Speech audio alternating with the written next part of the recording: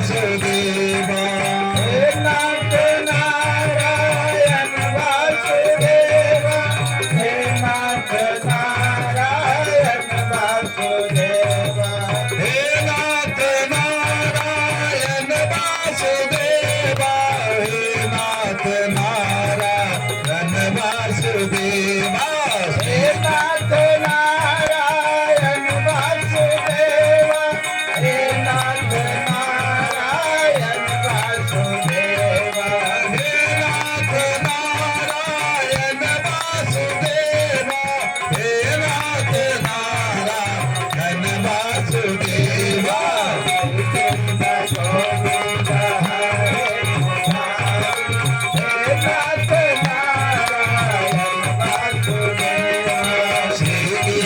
गोविंद हरे मुरारी हे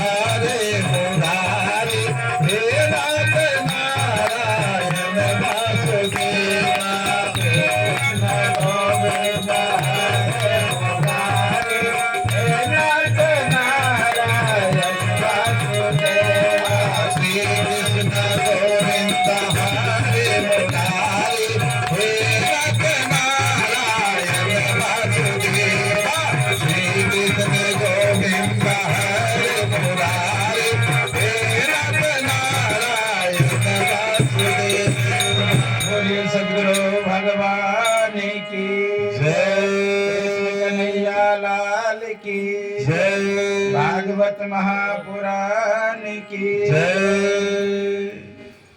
तो अष्टांग योग का वर्णन कर रहे हैं कपिल मुनि माँ देवहूति के पास।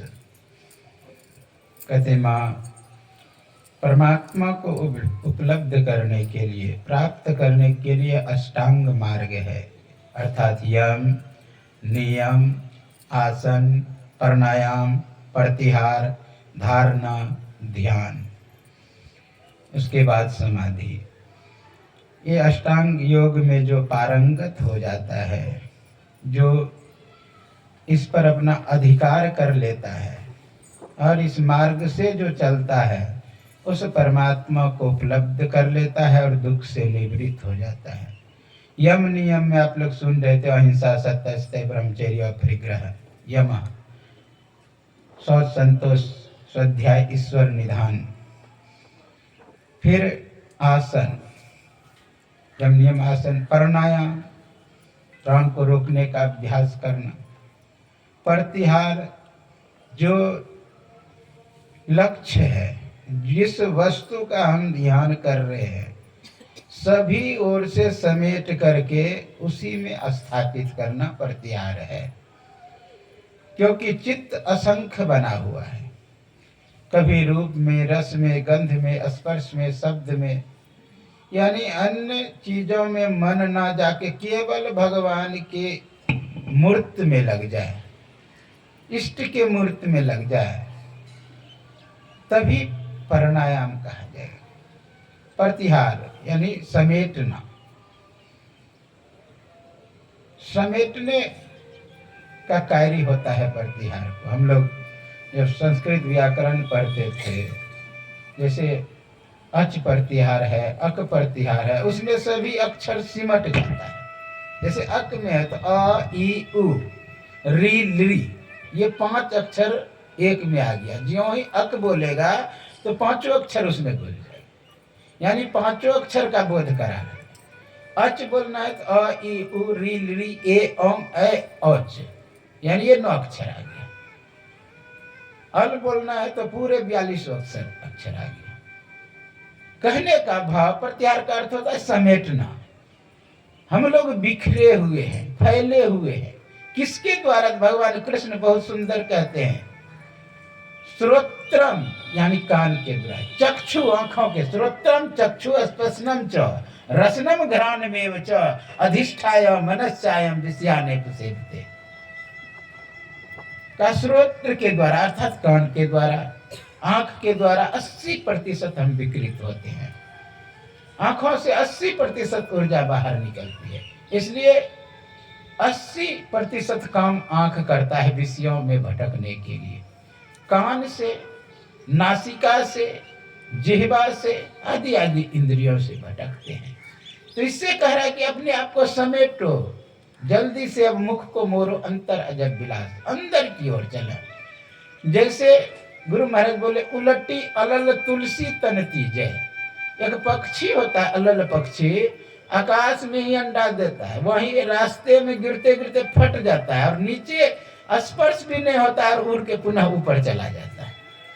उलटी अलल तुलसी। उसी तरह हम लोगों को संसार में नहीं फंसना, संसार से उपनाम हो जाना। आया था सैर करने ऐ मुसाफिर तो यहाँ था सैर करना करके अपने घर को लौट जाना, लेकिन हम लोग भटक जाते हैं। निज घर बना के टिक गए, याद कर उस देश में परदेश में क्यों भूल गए। उस देश को याद करना चाहिए जहां से हम आए हैं। एक बार स्वामी विवेकानंद जब विदेश गए थे, कहीं पे टहल रहे थे, कुछ युवक ने इसके वेशभूषा को देख करके बयान कसा कि कहां से आए हैं। संन्यास वेश में था। समझ गए स्वामी विवेकानंद की बैंक कस रहे हैं, उससे को बुलाए। कहा भाई क्यों हंस रहे? हाँ मैं सोचा कहाँ से आए हैं। कहा तुम पहले बता तुम कहाँ से आए हो? कहा कि मेरा घर अमेरिका में ही है। हाँ। कहा कब से हो? कहा जब से जन्म लिया तब से है। कहा उससे पहले कहाँ था? थोड़ा सोचाया। कहा बोलो जी माँ के गर्भ में थे।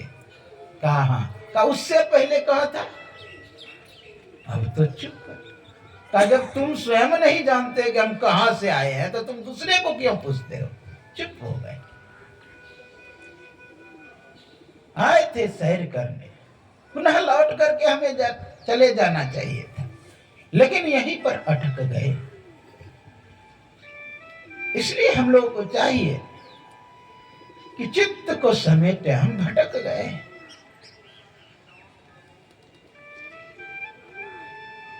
हम लोग इधर उधर विषयों में भटक जाते हैं। अब हम भोजन खाए तो मात्र खाए तब ना, उसके स्वाद में हम फंस जाते हैं। भोजन खाना खराबी नहीं है, आंख से देखना भी खराबी नहीं है, कान से सुनना खराबी नहीं है, लेकिन सुन कर जो रिएक्शन करते हैं वह खराबी है। देख करके जो रिएक्शन होता है वह खराबी है, सुन करके जो रिएक्शन होता है वह खराब है। इसलिए हम लोगों को चाहिए समेट करके चित्त को भगवान में लगा। यही है प्रतिहार, धारणा। इधर उधर हिले नहीं, केवल परमात्मा के रूप, भगवान के रूप का ध्यान। ध्यान कई तरह से अर्थ किया जाता है। मैं कहा था केवल इष्ट मूर्ति रहे, दूसरा परिवार का कोई सदस्य न मन में आ जाए, संगे संबंधी ना आ जाए, और कोई रूप ना आ जाए। केवल इष्ट का मूर्ति रहे। धी मतलब बुद्धि, आन मतलब दूसरा कोई अपना स्थान ना बना ले। जिसको हम भजन करें उसी का चेहरा रहे और दूसरे किसी का नहीं। वह ध्यान। अब उसी में जब इधर उधर नहीं भटकेंगे, उसी में आसक्त हो जाएंगे, वही हो जाएगा समाधि। साकार में भी समाधि लग सकता है। 4 समाधि का वर्णन है। संप्रज्ञात समाधि, असंप्रज्ञात समाधि। बहुत सुंदर उपनिषद में कहा, तेल धारा मिवा छिन्नम दीर्घ घंटा निनादवत प्रशांत वृत्तिकम चित्तम परमानंददायकम। कहा जिस तरह तेल धारा अक्षुण्ण है उसी तरह चित्त लग जाए। संप्रज्ञात समाधि स्यात्, ध्यानाभ्यास पर कर सके। संप्रज्ञात समाधि संप्रज्ञात किया, सम उपसर्ग, प्र उपसर्ग और ज्ञा ज्ञाने धातु। सम्यक प्रकारेण ज्ञान स्थित इति संप्रज्ञात है। जहां पर सत्य क्या, असत्य क्या, सार क्या, असार क्या, जड़ क्या, चेतन क्या, क्या करना चाहिए, क्या नहीं करना, क्या खाना चाहिए, नहीं खाना चाहिए, इस सभी का ज्ञान हो। क्या बोलना चाहिए, क्या नहीं बोल। दुर्योधन को जो नहीं बोलना चाहिए वह बोल गया, उसका जंघा टूट गया। द्रौपदी को जो नहीं बोलना चाहिए वह बोल गई, महाभारत युद्ध हो गया। इसलिए ये सब जहां ज्ञान है वह संप्रज्ञात समाधि। फिर दूसरा कहता है प्रशांत वृत्तिकम चित्तम, जहां चित्त विशेष प्रकार से शांत हो जाए। प्रोपसर्ग आप लोग सुनने होंगे, एक सागर है प्रशांत सागर, वहां तरंग नहीं उठती है, ढियो नहीं उठती है। उसी तरह चित्त यदि प्रशांत हो जाएगा तो उसमें बगावत, विद्रोह, तरंग यानी मन चंचल नहीं होगा। प्रशांत वृत्ति का परमानंददायक, परम आनंद होता है जब शांत हो जाता है, परम आनंद। इसको कौन सा समाधि का? असंप्रज्ञात समाधि स्यात्। असंप्रज्ञात और नया समास है, सम उपसर्ग प्रोपसर्ग ज्ञान धातु। जहां कोई ज्ञान नहीं अब रहा, कुछ बगावत, कुछ समझ में नहीं, एकदम शांत परमात्मा में मिलके एक में एक सभी के ब्रह्म का दर्शन करना। ऊर्ध्वपूर्ण, मध्यपूर्ण, मध्यपूर्ण, शिवात्मक, ऊपर भी परमात्मा, नीचे भी परमात्मा, अधा बीच में भी, सभी के ब्रह्म का दर्शन करना। इस तरह सर्व खलमिदं ब्रह्म, यानी भूतेषु भूतेषु विचित्य धीरा प्रत्यास्म लोकादमृता भवन्ति। इस जन्म से जाके वह अमर हो जाता है जो संपूर्ण भूतों परमात्मा को देखता है। इस तरह अनेकों उपदेश दिया गया। आगे चतुर्थ स्कंद का कथा, क्योंकि कल ही भगवान का जन्म भी मनाना है, चतुर्दिन नियम है भगवान का जन्म मनाने का, तो कि कथा को ना उतना विस्तार करते हुए, कोई कथा संक्षिप्त से, कोई विस्तार से आप लोग सुनेंगे। मनुष्य सत्यरूपाय तीसरा कन्या जागिरे आकुति देवी। इस तरह आगे कहते मनु के दो पुत्र आप लोग सुने थे, उत्तानपाद, प्रियव्रत। तीन पुत्री देवहूति, आकुति, परसुति। आगे अकुति का विवाह रुचि प्रजापति से हुआ। इनके एक पुरुष और स्त्री हुए। इनमें पुरुष जो था वह साक्षात यज्ञ स्वरूप थी। दूसरा जो पुत्री थी वह स्वयं लक्ष्मी थी। दोनों का विवाह हुआ। आगे आप लोग जानते देवहूति का विवाह कर्दम ऋषि से। एक परसुति है, परसुति का विवाह दक्ष प्रजापति से कर दिया गया। दक्ष प्रजापति के विषय में प्रश्न करते हैं सुखदेव आचार्य से राजा परीक्षित, ये कौन थे? इसके संतानों का वर्णन करा। कहा इसी का एक पुत्री हुआ जिसका नाम पड़ा सती। सती जो थी भगवान शिव के साथ विवाह हुआ। तो यहाँ सुखदेव आचार्य से राजा परीक्षित कहते हैं, प्रभु थोड़ा विस्तार से उसका कहना, उसका थोड़ा विस्तार से। तो कहते सुनो, एक बार की बात है, भगवान शंकर तो बहुत बड़े सत्संगी थे, सत्संग के प्रति बहुत श्रद्धा रखते थे भगवान शंकर। तो कौन नहीं सोचता है कि हम सत्संगी हैं, दूसरे को भी सत्संगी बनावे। तो अपनी पत्नी को लेकर, सती को लेकर जा रहे थे सत्संग सुनने। कहाँ? एक बार त्रेता युग माही शंभु गए कुंभज ऋषि पाही। संग सती, संग में सती को भी लेकर जा रहे हैं।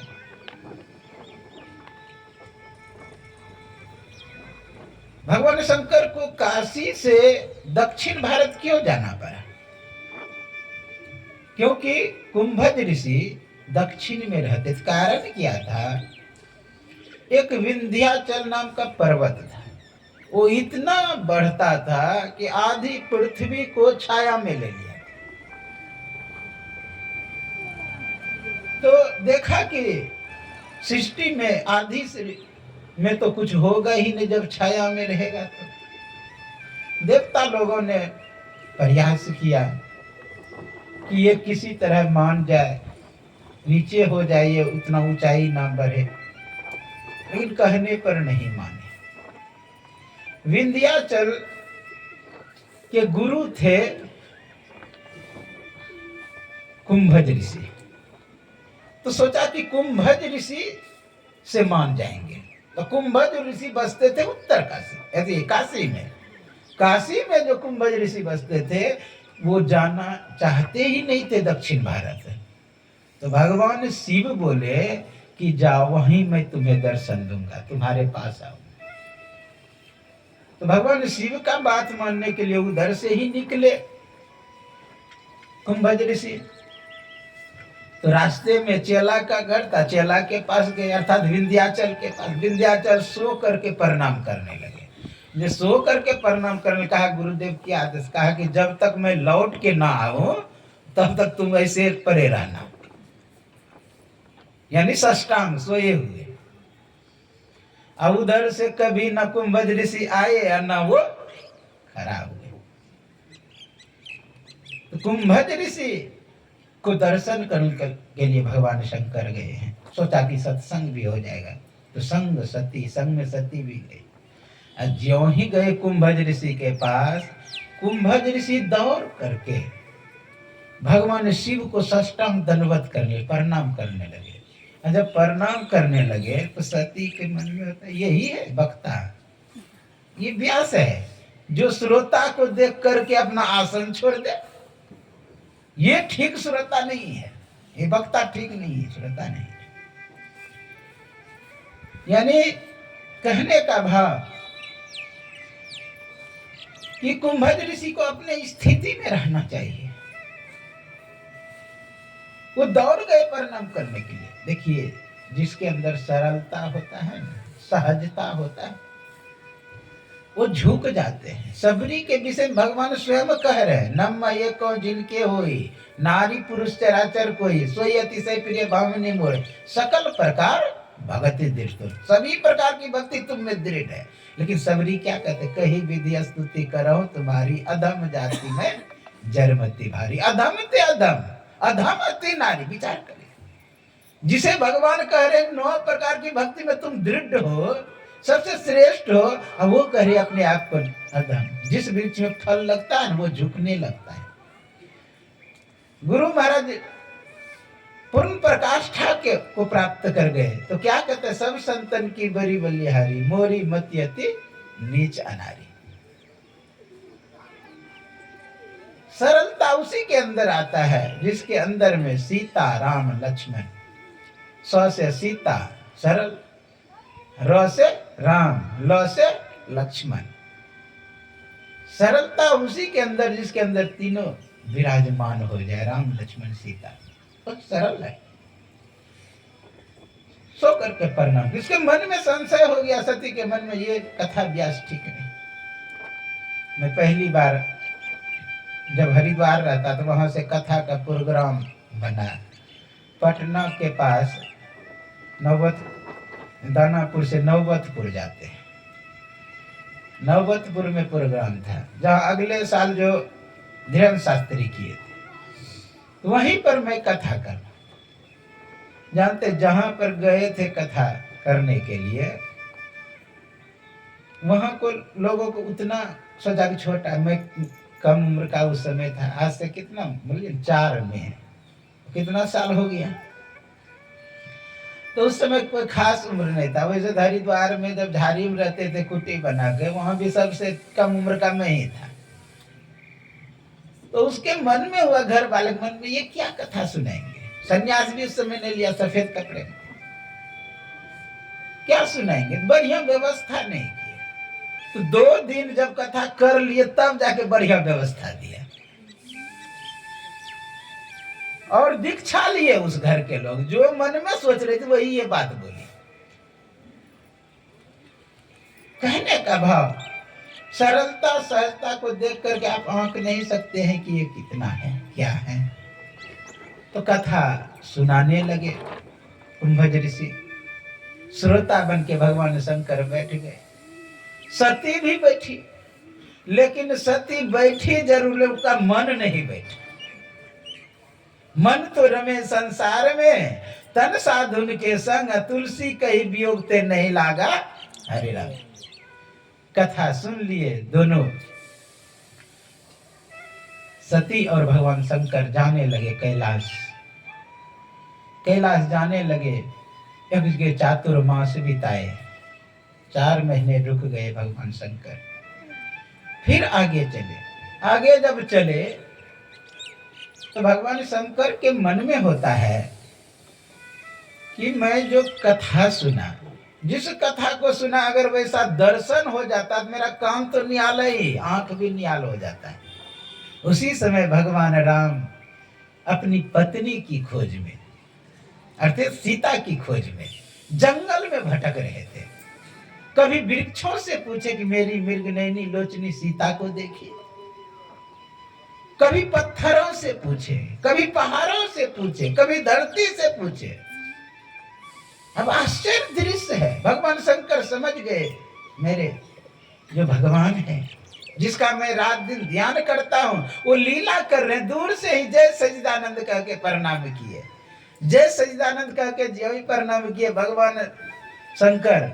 सती के मन में होता है कि आप रास्ते में विशेष भांग तम्बाकू चढ़ा लिया है क्या? किस किस को आप प्रणाम करते रहते हैं? अरे किसी की भी स्त्री खोएगी तो किसी आदमी से पूछेगा कि आपने मेरी पत्नी को देखे, लेकिन ये तो वृक्षों से पूछ रहा है, पहाड़ पर्वतों से पूछ रहा है। पागल नहीं तो और क्या है? पागल का लक्षण देखे हैं? ठीक इसी तरह होता है। एक आप पागल, नशा खा के आप मस्त रहते हैं, और अब वो दूसरा पागल उसको प्रणाम कर रहे। कहा नहीं नहीं, मैं जिसका दिन रात रटन करता हूं, सादर जप हूं अनंग आराती, जिसको मैं सादर जप करता हूं वही है। अभी से विश्वास ही ना हो कि वही है। भगवान राम द्वैत में नहीं है। वो तो जड़ चेतन सभी में ब्रह्म को देखता है। जड़ नहीं है, वह चेतन ही है। वैज्ञानिक का खोज करते करते अंतिम में अनिश्चितता पे पहुंचे हैं। पहले डाल्टन का परमाणु सिद्धांत निश्चित था, बाद में इलेक्ट्रॉन प्रोटॉन न्यूट्रॉन में बदले, फिर वह भी निश्चित नहीं रहा, वह भी अनिश्चित पे पहुंचा। जहां अनिश्चितता होती है वहां चेतन होता है। जैसे आपको कहीं तीर्थ जाना है घूमने के लिए, आप कमरे में ताला लगा दिए, कमरे के अंदर में अगर टेबल रखा हुआ है तो आप वहां से आके निश्चित कहेंगे कि उसी जगह टेबल होगा जहां पर मैं रख के गया हूं। लेकिन वही बिल्ली को बंद करके जाएंगे तो आप निश्चित नहीं कर सकते हैं कि उसी जगह होगा वो, क्योंकि चेतन में अनिश्चितता होती है। तो भगवान राम सभी जगह जो प्रणाम कर रहे हैं वो चेतन को देख करके। सभी में ब्रह्म, द्वैत में नहीं है भगवान राम। ना भगवान शंकर द्वैत में है, वो तो परमात्मा को देख करके प्रणाम कर रहे हैं। लेकिन सती सत्संग नहीं सुनी है, हाँ, उसके मन में संशय होगा। सती कहते हैं कि नहीं, वो नहीं हो सकता है। कहा नहीं है विश्वास तो तुम परीक्षा ले लो। जानते हैं परीक्षा लेने के लिए किसका रूप धारण किए? सीता का। आगे आगे चलने लगे। लक्ष्मण पहले पहचान गए नकली भाभी है, क्योंकि भैया के आगे कभी भाभी चली ही नहीं। जब लक्ष्मण पहचान सकते हैं तो क्या भगवान राम नहीं पहचान सकते? आगे आगे जाके बैठ गई। आगे भगवान राम गए, कहा हे माते, भोलेनाथ को कहां छोड़ गए? कहना चाहिए उसे, हे सीते तुम कहां चली गई थी? लेकिन वो वास्तविक देख रहे, मुखौटा के अंदर जो है, जो वास्तविक है उसे देख रहे भगवान। द्वैत रहता, ब्रह्म नहीं रहता तो सीता समझते। ना भगवान राम द्वैत में है, ना भगवान शंकर द्वैत में है। द्वैत में कौन है? सती। संशय मोह संदेह में कौन है? सती। वास्तविक ज्ञान ना होना, संशयात्मक ज्ञान होना, संदेह में युक्त होना, मोह में युक्त होना, यह सब घटता है सती पर, क्योंकि सती ने सत्संग नहीं किया। सुख तो इदम सुखतम, सीपी को देख करके सीपी बताना यथार्थ ज्ञान। सीपी कहते हैं गंगा किनारे एक चमकीला एक वो होता है, सित्तू कहते हैं उसको। वो धूप जब पड़ता है ना वो चमकता है चांदी के तरह, लोगों को भ्रम हो जाता है। सुख तो इदम रजतम, सीपी में चांदी का भ्रम हो जाता है। यहां पर कह रहे सुख तो इदम सुखतम, यानी सीपी को देख करके सीपी बताना, चांदी नहीं बताना, यथार्थ ज्ञान है। यहां पर वास्तविक देख रहे हैं भगवान राम, वास्तविक देख रहे हैं। भगवान शंकर कहते राम कृपा ते पार्वती सपने हो तब मन माई, शोक मोह संदेह भ्रम मम विचार कछु नहीं। मेरे विचार में शोक मोह संदेह भ्रम कुछ नहीं है, लेकिन एक बात नहीं मोही सुहानी, तदपि मोह बस कहे भवानी। हे भवानी, मुझे एक बात अच्छा नहीं लगा, तुम जो कह रही है कि कोई दूसरा राम है। हाँ, एक बात नहीं मोही सकता, मोह बस, तुम मोह में पड़ी है, संशय में पड़ी है, संदेह में पड़ी है, इसलिए यह बात अच्छा नहीं लगा कि कोई दूसरा राम है। फिर आगे चले, एक जगह पर ठहरे फिर, और बहुत सुंदर उसकी एक भाव है। सती के विषय में जब कैलाश पहुंच रहे, कैलाश से पहले एक जगह रुके हुए हैं, बहुत सुंदर भाव है। एक कवि गाते हैं, शिव शंकर जी चली है कैलाश, बूंदिया परने लगी। शिव शंकर जी चली है कैलाश, बूंदिया परने लगी। शिव शंकर जी चली है कैलाश, बूंदिया परने लगी। शिव शंकर जी चली है कैलाश, बूंदिया परने लगी है। परने लगे श्याम परने लगे, परने लगे श्याम परने लगे। शिव शंकर जी चलिए कैलाश, बूंदिया परने लगे। शिव शंकर जी चलिए कैलाश, बूंदिया परने लगी। पार्वती रोटी हरि हरि मेहंदी, पार्वती रोटी हरि हरि रोटी हरि हरि मेहंदी, पार्वती रोटी हरि हरि मेहंदी। शिव शंकर जी रोके भाग, बूंदिया करने लगे। शिव शंकर जी रोके भाग, बूंदिया हरि हरि। शिव शंकर जी चले कैलाश, बूंदिया करने लगे। शिव शंकर जी हरि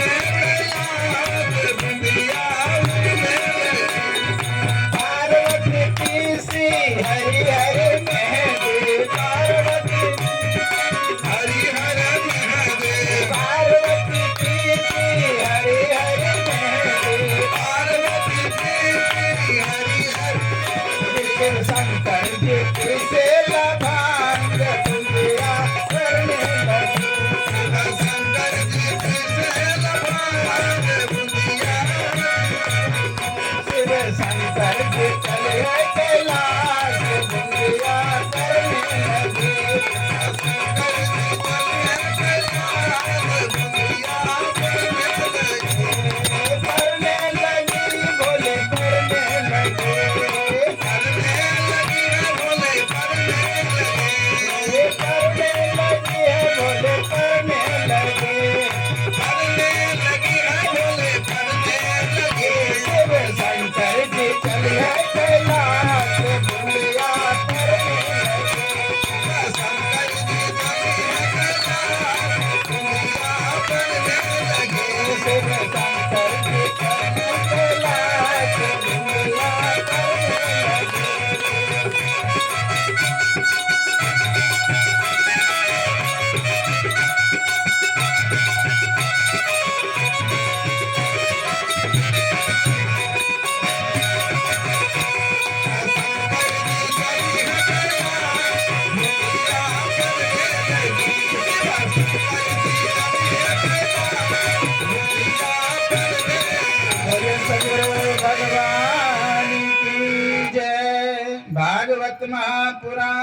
की जय, कृष्ण कन्हैया लाल की जय।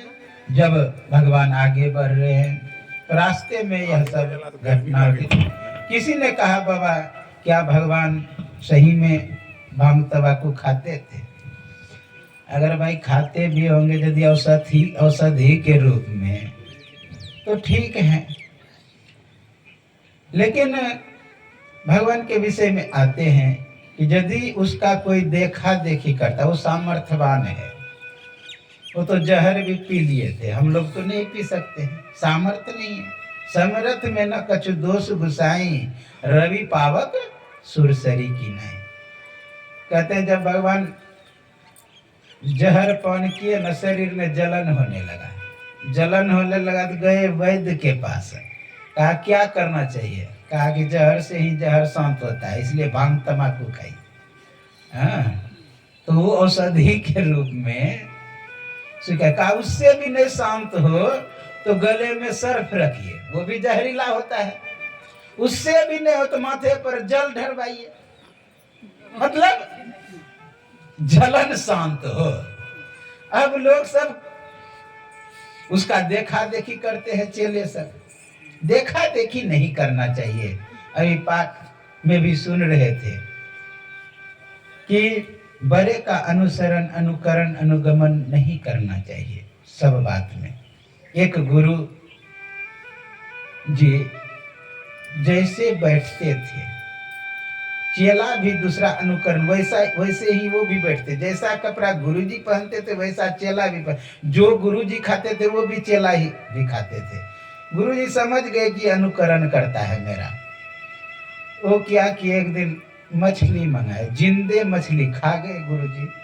अब चेला भी जिंदा खा गया, गुरुजी जिंदा उगल दिए बाहर। अब गुरु चेला का तो पच के राम नाम सत्य है। इसलिए वो सामर्थ्यवान है, उसका देखा देखी नहीं करना चाहिए कि वो ऐसे किए तो हम भी वैसे करेंगे। वो सामर्थ्यवान भानु कृषानु सर्वरस खाई, तिनका मंद कहत नहीं को, शुभ और अशुभ सलील सब बहे, तिनका अपनित कहे ना कोई। ये पाठ में सुन रहे थे आप कि सूर्य अनेक प्रकार के रसों को चूसता है, फूल के रसों को भी, हाँ, गंदे नाले के रसों को, पैखाना के रसों, सब के रस, लेकिन उसे खराब कोई नहीं कहता है, उसका पूजा ही करते हैं भगवान सूर्य का। शुभ और अशुभ सलील सब बहे, कितनी गंदगी गंगा में बहती है। आप ऋषिकेश हरिद्वार से आगे बढ़ेंगे, इतना गंदा, ऋषिकेश से ऊपर भी उत्तर काशी में भी सब गंदा का नाला गंगा में है। कहना क्या, लेकिन फिर भी आप भागलपुर जाएंगे बोतल में भर के लाएंगे, जी पर भी डालेंगे, छिड़काव भी लेंगे, पूजा में भी रखेंगे। शुभ और अशुभ सलिल सब बहे, तिनका अपनित कहे न कोई, उसे कोई खराब नहीं कहता। तो भगवान शंकर सामर्थ्यवान है। वहां से कैलाश पहुंचे और कैलाश में बहुत देर रहे। एक दिन की बात है, भगवान शंकर कहते हैं सती तुम वहां सत्संग नहीं सुन पाई थी कुंभज ऋषि के पास, तुम मन से नहीं सुनी, इसलिए संशय बना रहा। क्योंकि बिनु सत्संग विवेक ना होई, राम कृपा बिनु सलग न सोई। बिना सत्संग का विवेक नहीं होता है, ज्ञान नहीं होता है, इसलिए तुम्हें संशय में पड़ी रही। अब मैं तुम्हें कथा सुनाता, आगे बैठे कथा सुनने के लिए। भगवान शंकर सुनाने लगे। उसी बीच में देखता है कि हिमालय के ऊपर से हवाई जहाज जा रहा, दौड़ करके सती देखने भाग गई। कहा कम से कम कथा सुन लो, लेकिन नहीं, देखने गई, देखती है कि ऊपर में हमारी मौसी बहनें सब एरोप्लेन से जा रहे, कहाँ हरिद्वार की ओर। कहा आकर के भगवान जल्दी जल्दी कपड़े जितना है ना, जींस, फुल पैंट आदि सब अपना अटैची में भर लीजिए। कहा क्यों? कहा कि आपके ससुर यज्ञ कर रहे हैं। ये नहीं कहा कि मेरे पिताजी यज्ञ कर रहे हैं, आपके ससुर यज्ञ कर रहे हैं, इसलिए चलिए जल्दी। जल्दी तैयार हो जाइए। कहा अरे कथा तो सुन लो। नहीं से नहीं मानी। कहा नहीं मुझे जाना है। कहा वो निमंत्रण पत्र सब आया है कुछ? कहा नहीं वो डाकिया कहीं गिरा दिया होगा, अर्थात निमंत्रण पत्र नहीं आया है। डाकिया के गड़बड़ी हुआ होगा, मानने के लिए तैयार नहीं। कहा नहीं नहीं वो निमंत्रण हमें नहीं देंगे। कहा क्यों नहीं देंगे? कहा मेरा और उनका बराबरी नहीं है, क्योंकि रिश्ता जो होता है ना, संबंध जो होता है बराबरी वालों से होता है। उनका राजमहल देखा कितना सुंदर है, हमारा राजमहल ये गुफा, कभी मेल होने वाला है। और उसका पोशाक मुकुट देखो हीरे जवाहरात से भरा हुआ, और मेरा मुकुट जटा का, एक थोड़ा सा भी मेल नहीं खा रहा है। मेरा वस्त्र देखते हो बाघंबर, और उसका पूरा एकदम रेशमी वस्त्र, और उसका हार गले में देखे कैसा है, हीरे मोती जवाहरात का। मेरा हार सर्फ, ये बराबर वालों से दोस्ती होता है उनसे। मुझे क्यों योग्य समझे, क्यों निमंत्रण देंगे? और जिससे प्रेम होता है उसी को निमंत्रण, हमसे प्रेम नहीं। कहा क्यों? कहा जब प्रजापति का पद पा रहे थे दक्ष, उस समय मैं भी सभा में उपस्थित था। मैं संयोग से समाधि में चला गया था। उसी समय ज्यों ही दक्ष प्रवेश किए सभा में, सभी लोग खड़े हो गए उनके सम्मान में, अब मैं खड़ा नहीं हुआ। यह देख करके दक्ष बहुत क्रोधित हुए। कहा सुनो दिक्पालों, मैं बहुत बड़ा भूल कर दिया कि मैं अपनी पुत्री का विवाह बंदर ऐसे आंख वालों से किया, जिसका न रहने का ठिकाना, न पहनने का ठिकाना, न साबुन कभी नहा के नहाते होंगे, भस्म लगाते हैं, क्या किया, बेकार में इसका शादी कर दिया। इससे बहुत बुरा भला कहा। भोलेनाथ तो भोले भाले कुछ नहीं बोले, लेकिन उनके नंदी भृंगी को सहन नहीं हुआ। उसको साफ दे दिया कि तुम्हारा जो भक्त होगा ना मांस मदिरा खाने वाला होगा। दक्ष भगवान शिव के जो भक्त होंगे, साफ दिया किसने? दक्ष ने। और ये भृंगी और श्रृंगी ने भी साफ दे दिया उसको कि तुम्हारा सर बकरे का हो जाए। बहुत भय करता है, ये साफ मिल गया। अब वहीं पर सभा भंग हुई, चले गए भगवान शंकर उठ करके। तो कहते यही वहीं से दुश्मनी है। फिर भी कहा कि नहीं चलिए, लेकिन भगवान शंकर मानने के लिए तैयार नहीं है। कहा माता पिता के घर बिना बोले भी जाना चाहिए। मातु पिता गुरु गेहा, जाइए बिना बोले ना संदेहा। इसमें कोई संदेह नहीं, माता पिता के गुरु के घर बिना बुलाए जाना चाहिए। लेकिन तदपि विरोध जहां हुई तहां गए कल्याण ना हुई। अगर वहां भी विरोध है तो वहां जाने के बाद कल्याण नहीं होता है। बहुत समझाने का प्रयास किए भगवान शंकर, लेकिन समझने के लिए तैयार नहीं। कहा मैं जाऊंगी। उलाहना देने लगे, क्या तूने ले ली मोल, पहुंचा दे भोले माई के। क्या आपने मोल ले लिया है? आपके घर में तो खाने का कुछ है ये नहीं है, ये उलाहना है। आपके घर में न आटा चावल कुछ नहीं, न श्रृंगार करने का सामान है, आदि आदि उलाहना दी। फिर भी भगवान शंकर मुंह से हाँ नहीं बोल रहे। तो कहता मैं जाती हूँ। भगवान शंकर फिर भी कुछ नहीं, मैं जा रही हूँ, फिर भी नहीं बोल रहे। चली जाऊंगी, फिर भी नहीं बोल रहे। अंतिम में चल दी वो। जब चल देती है सती, तो इधर क्या होता है, नंदी और भृंगी को साथ में भेजते हैं, जाओ पहुंचा दो। जब वहां दक्ष के यहाँ पहुंचे। जितने लोग थे संगे संबंधी सब ने मुंह टेढ़ा कर लिया, कैसा निर्लज है, बिना बुलाए चली आई। भक्त उनके पिताजी जो थे दक्ष मुंह मोड़ लिए उनको देख करके आगे। एक माँ ही ऐसी थी जो हृदय गले से लगाई, क्योंकि पितसु माता 100 गुना सुत को राखे प्यार। मन सेती सेवन करे तनसु डांट। माँ का हृदय कोमल होता है, हृदय से लगाए पुत्री का सम्मान किया। कहा पुत्री आचमन करो, कुल्लाचमन, रहने योग्य व्यवस्था करती हूँ। कहा नहीं माँ, पहले मैं देख करके आती हूँ यज्ञशाला। यज्ञशाला गई देखने के लिए, देखता है सबका भाग है लेकिन भगवान शिव का भाग्य नहीं है। क्रोधित हो गई सती और उसी समय जो अग्नि प्रज्वलित हो रही थी यज्ञ का, उसी में धौस दे करके अपना प्राणांत कर दिया। ज्यों ही प्राणांत किया, श्रृंगी भृंगी जो नंदी सब युद्ध करने लगे, दक्ष के भी सैनिक युद्ध करने लगे।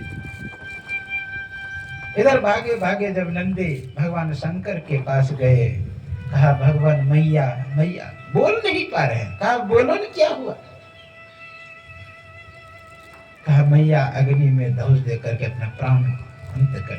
इतना क्रोधित हुए भगवान शंकर, जटाकटाह संभ्रमं भ्रमं परि परिजरी विलोल वेचवल्लरी विराजमान मूर्धनि धगद धगद धगद ज्वल ललाट पाट पावके किशोर चंद शेखर रति प्रतिचन। इतना क्रोधित हुए, क्रोध हो करके एक जटा उखाड़ के ज्यों ही पट के उसी से वीरभद्र उत्पन्न हुए।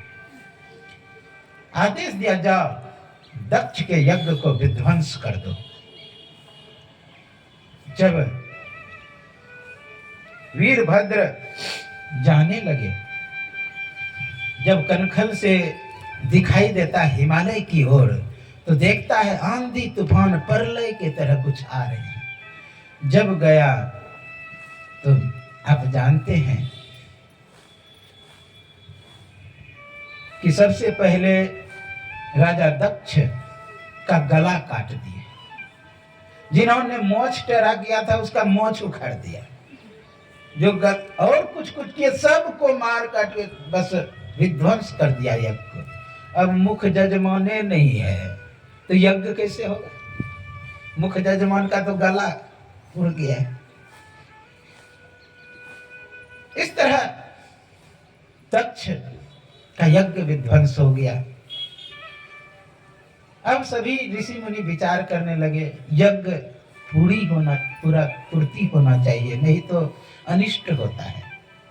फिर भगवान शंकर को जाके मनाए, नमामि समेशान निर्वाण रूपम विभुम व्यापकम ब्रह्म वेद स्वरूपम निजम निर्गुणम निर्विकल्पम निरेयम चिदाकाश माकाश वासम भजेयम निराकार मोंकार मूलम तुरीयम गिराज्ञान गोतित निशम गिरीश करालम महाकाल कालम कृपाल गुनागार संसार पारम न कोई। इस तरह प्रार्थना की है कि नमामि अमित ज्ञान, हे अमित ज्ञान वाले, घेरा के अंदर वाला ज्ञान नहीं, दायरा के अंदर।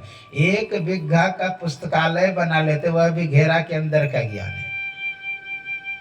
पूरे बिहार का या झारखंड का जितना जमीन है सबको पुस्तकालय, फिर भी घेरा के अंदर। यहाँ अमित ज्ञान, ज्ञान का जो भंडार है अमित ज्ञान। नमामि अमित ज्ञान रूपम कृपालम विभुम व्यापकम, आकाश में भी जो व्यापक है, विभुम व्यापकम ब्रह्म वेद स्वरूपम। ऐसे शिव को मैं नमन करता हूँ। निजम निर्गुणम निर्विकल्पम निरीहम चिदाकाश माकाश वासम भजे हम। ऐसे शिव को मैं नमन करता हूँ। तो भगवान भोले प्रसन्न हो गए। भगवान भोले का एक नाम है आशुतोष। आशु मतलब शीघ्र, तोष मतलब कृपा करना। जो शीघ्र कृपा कर दे वही आशुतोष है। उसको ये मतलब नहीं है क्या होगा आगे, पहले वरदान दे देंगे। आप लोग जानते हैं भस्मासुर को वरदान दिया, उसी पर आफत आ गया। इसलिए भगवान शंकर जल्दी प्रसन्न हो जाते। हो गए, क्या चाहिए? कहा कि यज्ञ पूरा होना चाहिए। कहा करो। कहा मुख्य जजमान का शरीर नहीं है तो पूरा कैसे होगा? तब भगवान शंकर आदेश दिए, आप जानते हैं, बकरे का सर्जरी कर दिए, उस पर बकरे का सर लगा दिए। तो यज्ञ फिर पूरा किया। अब जो सती थी उसके प्रति इतना प्रेम लगाव भगवान शंकर का था, उसके शरीर को लेकर के इधर उधर भ्रमण करने लगे। उसके शरीर को छोड़े ही नहीं। जिसको विशेष आसक्ति लगा होता है ना, उसको विश्वास ही नहीं होता है कि ये मर गया है। आप कभी कभी बंदर को देखे, मैं देखा हूँ, बंदर का बच्चा मर गया है, हड्डी है, उसी को लेके घूम रहे बंदर की आसक्ति है। तो भगवान शंकर गोद में लेकर के इधर उधर भटक रहे हैं सती को। तो भगवान विष्णु सोचे कि ये ठीक नहीं, इसका आसक्ति तोड़ना चाहिए। क्या किए? चक्र से उसके अंग अंग को काट दिए, 52 टुकड़े किए। वही 52 सिद्ध पीठ बना। आप लोग जानते हैं, कमरू कमख्या में कमर, ज्वाला देवी जी, चिंतपूर्णी में चित्त, नैना देवी नैन। हाँ, जहां जहां गिरे माँ का सिद्ध पीठ। कलकत्ता कनिष्ठा उंगली, मनसा देवी मस्तिष्क, इस तरह 52 सिद्ध पीठ। अब सती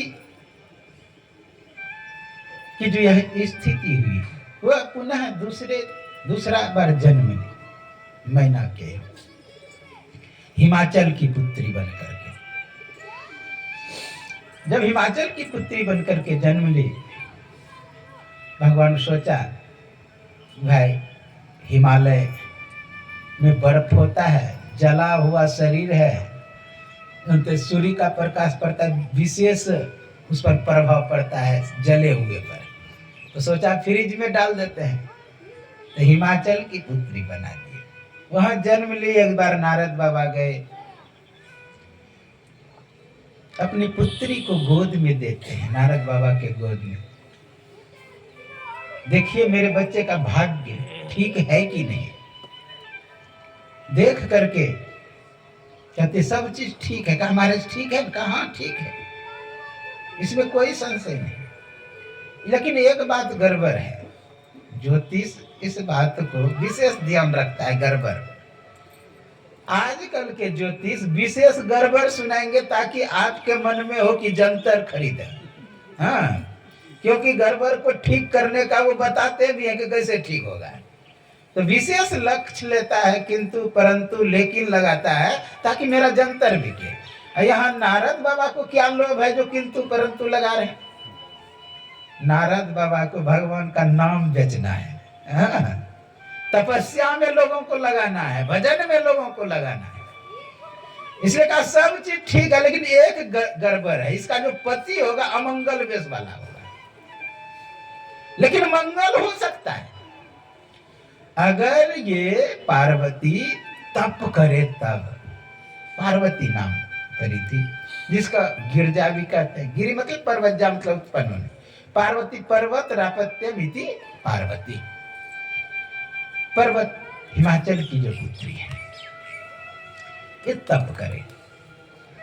बड़ी हुई, एक दिन स्वप्न में पार्वती को कोई ब्राह्मण उपदेश दे रहे कि तप करना चाहिए। उसी समय वह तप करने के लिए निकल पड़े। तप बल से सब चीज संभव होता है, नारद कहते हैं।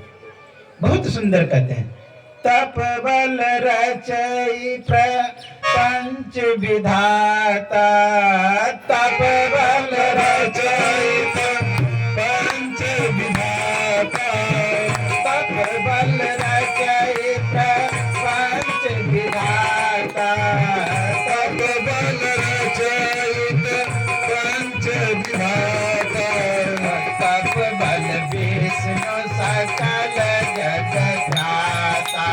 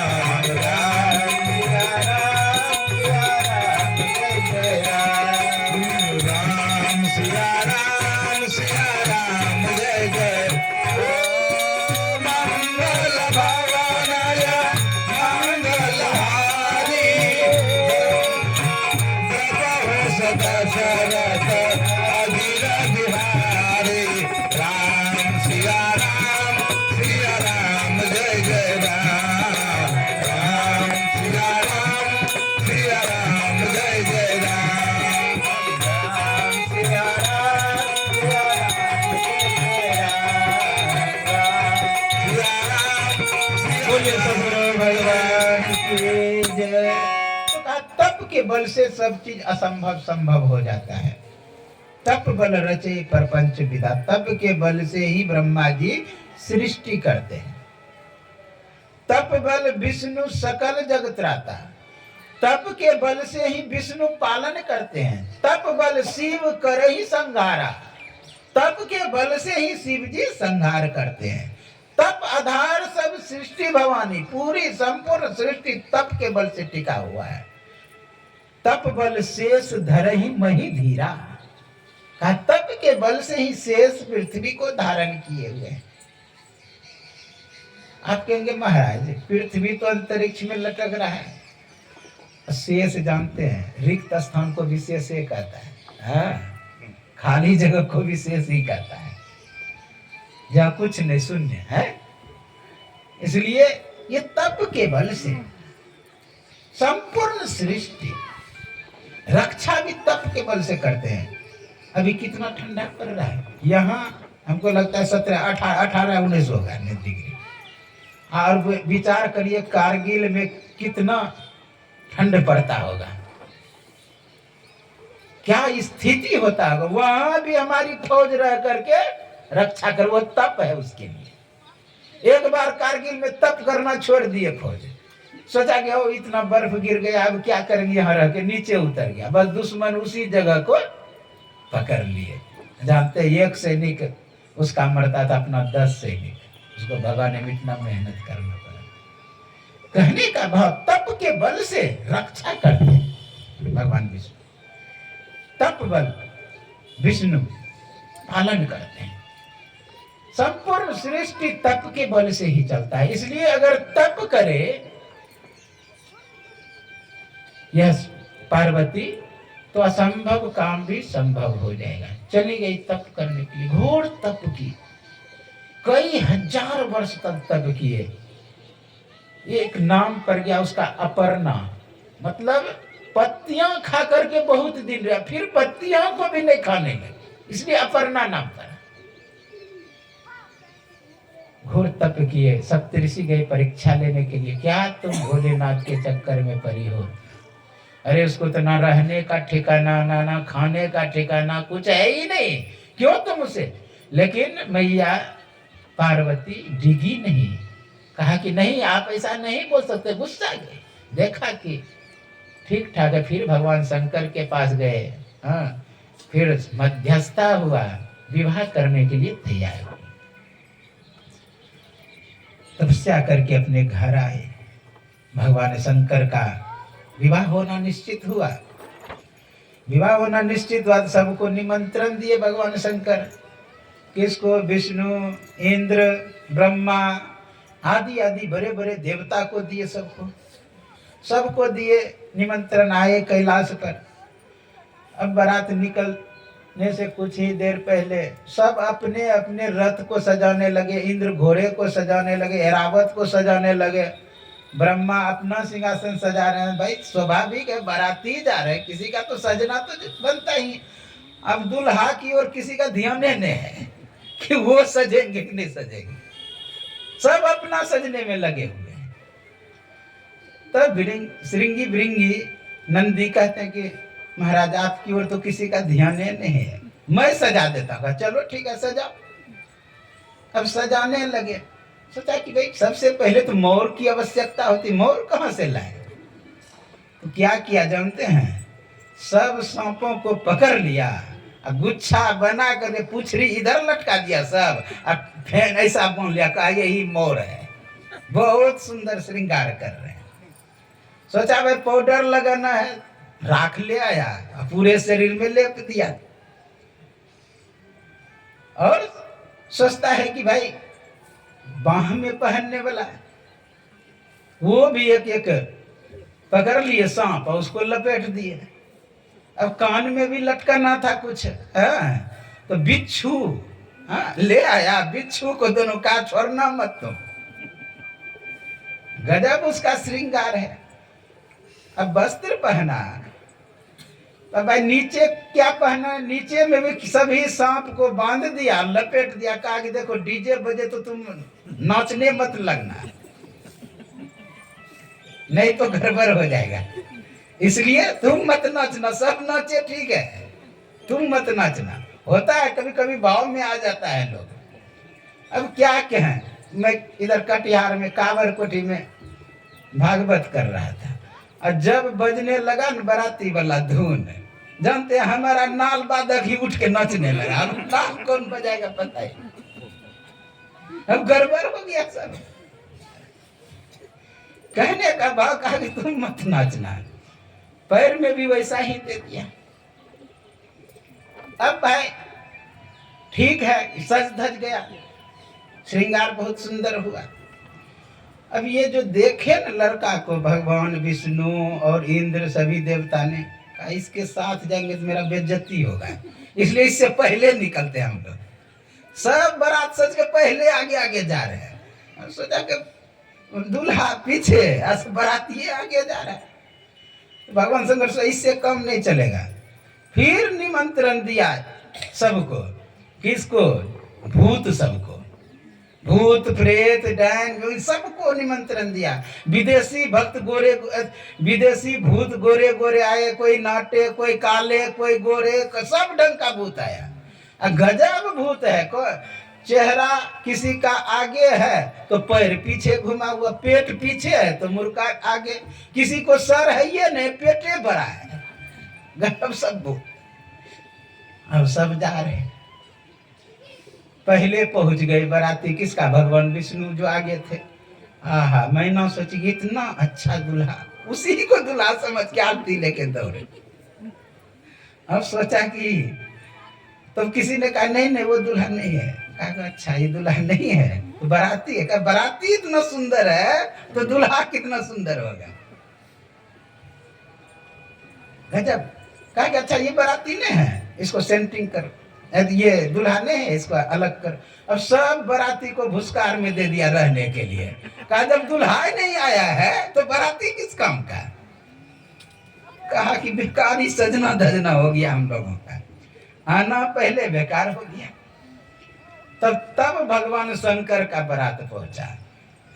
बच्चा ने जब देखा ना, चिल्ला करके अंदर भागे वो बाराती देख करके।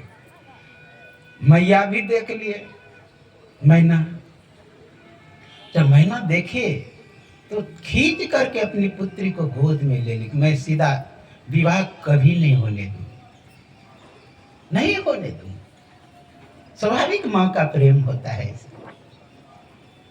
तो नारद बाबा वहां पर आए नाचते हुए, सिरवन नारायण नारायण नारायण, सिरवन नारायण नारायण नारायण, सिरवन नारायण नारायण नारायण, सिरवन नारायण नारायण नारायण,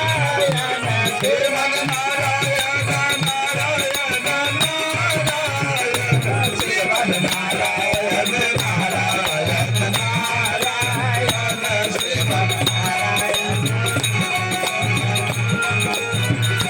सद्गुरु नारायण नारायण नारायण, सद्गुरु नारायण नारायण नारायण, गंगा नारायण नारायण नारायण, गंगा नारायण नारायण नारायण, सिरवन नारायण नारायण नारायण, सिरवन नारायण नारायण नारायण,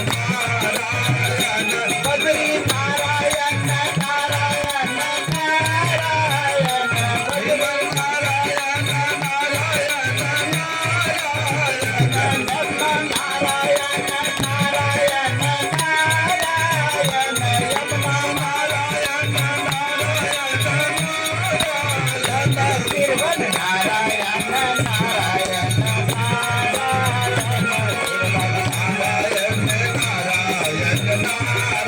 बोलिए सद्गुरु भगवान की जय। नारायण नारायण करते हुए आए नारद बाबा और समझाते हैं मैना को कि ये तुम्हारी पुत्री नहीं है, अजा अनादि शक्ति अविनाशिनी, सदा शंभु अर्धंग निवासिनी। ये अजा है, अनादि है, सदा शंभु के आधे अंग में रहने वाली है। जन्मी प्रथम दक्ष गिरि जाई, नाम सती सुंदर तनु पाई। पहले ये दक्ष के यहाँ जन्म ली थी, जन्मी प्रथम दक्ष गिरि जाई, नाम सती, यानी नाम इसका सती थी, सुंदर तनु पाई, सुंदर शरीर पाई। इस तरह समझाए कि पहले की है, शिव की अर्धांगिनी है, इसलिए तुम चिंता मत करो, ये उसी के लिए जन्म ली है। किसी कारण बस इसका बिछो हो गया था, थोड़ी सी झूठ बोलने के कारण बिछो हो गया था। आप जानते हैं परीक्षा लेने के लिए किसका रूप धारण की थी? सीता का।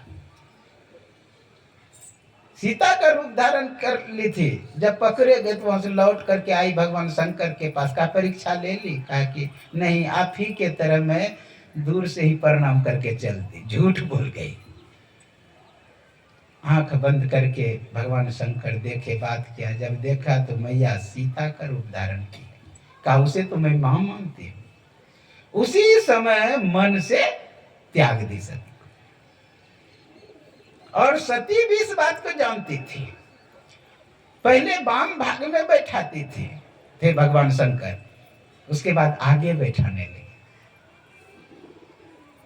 मन से त्याग देते।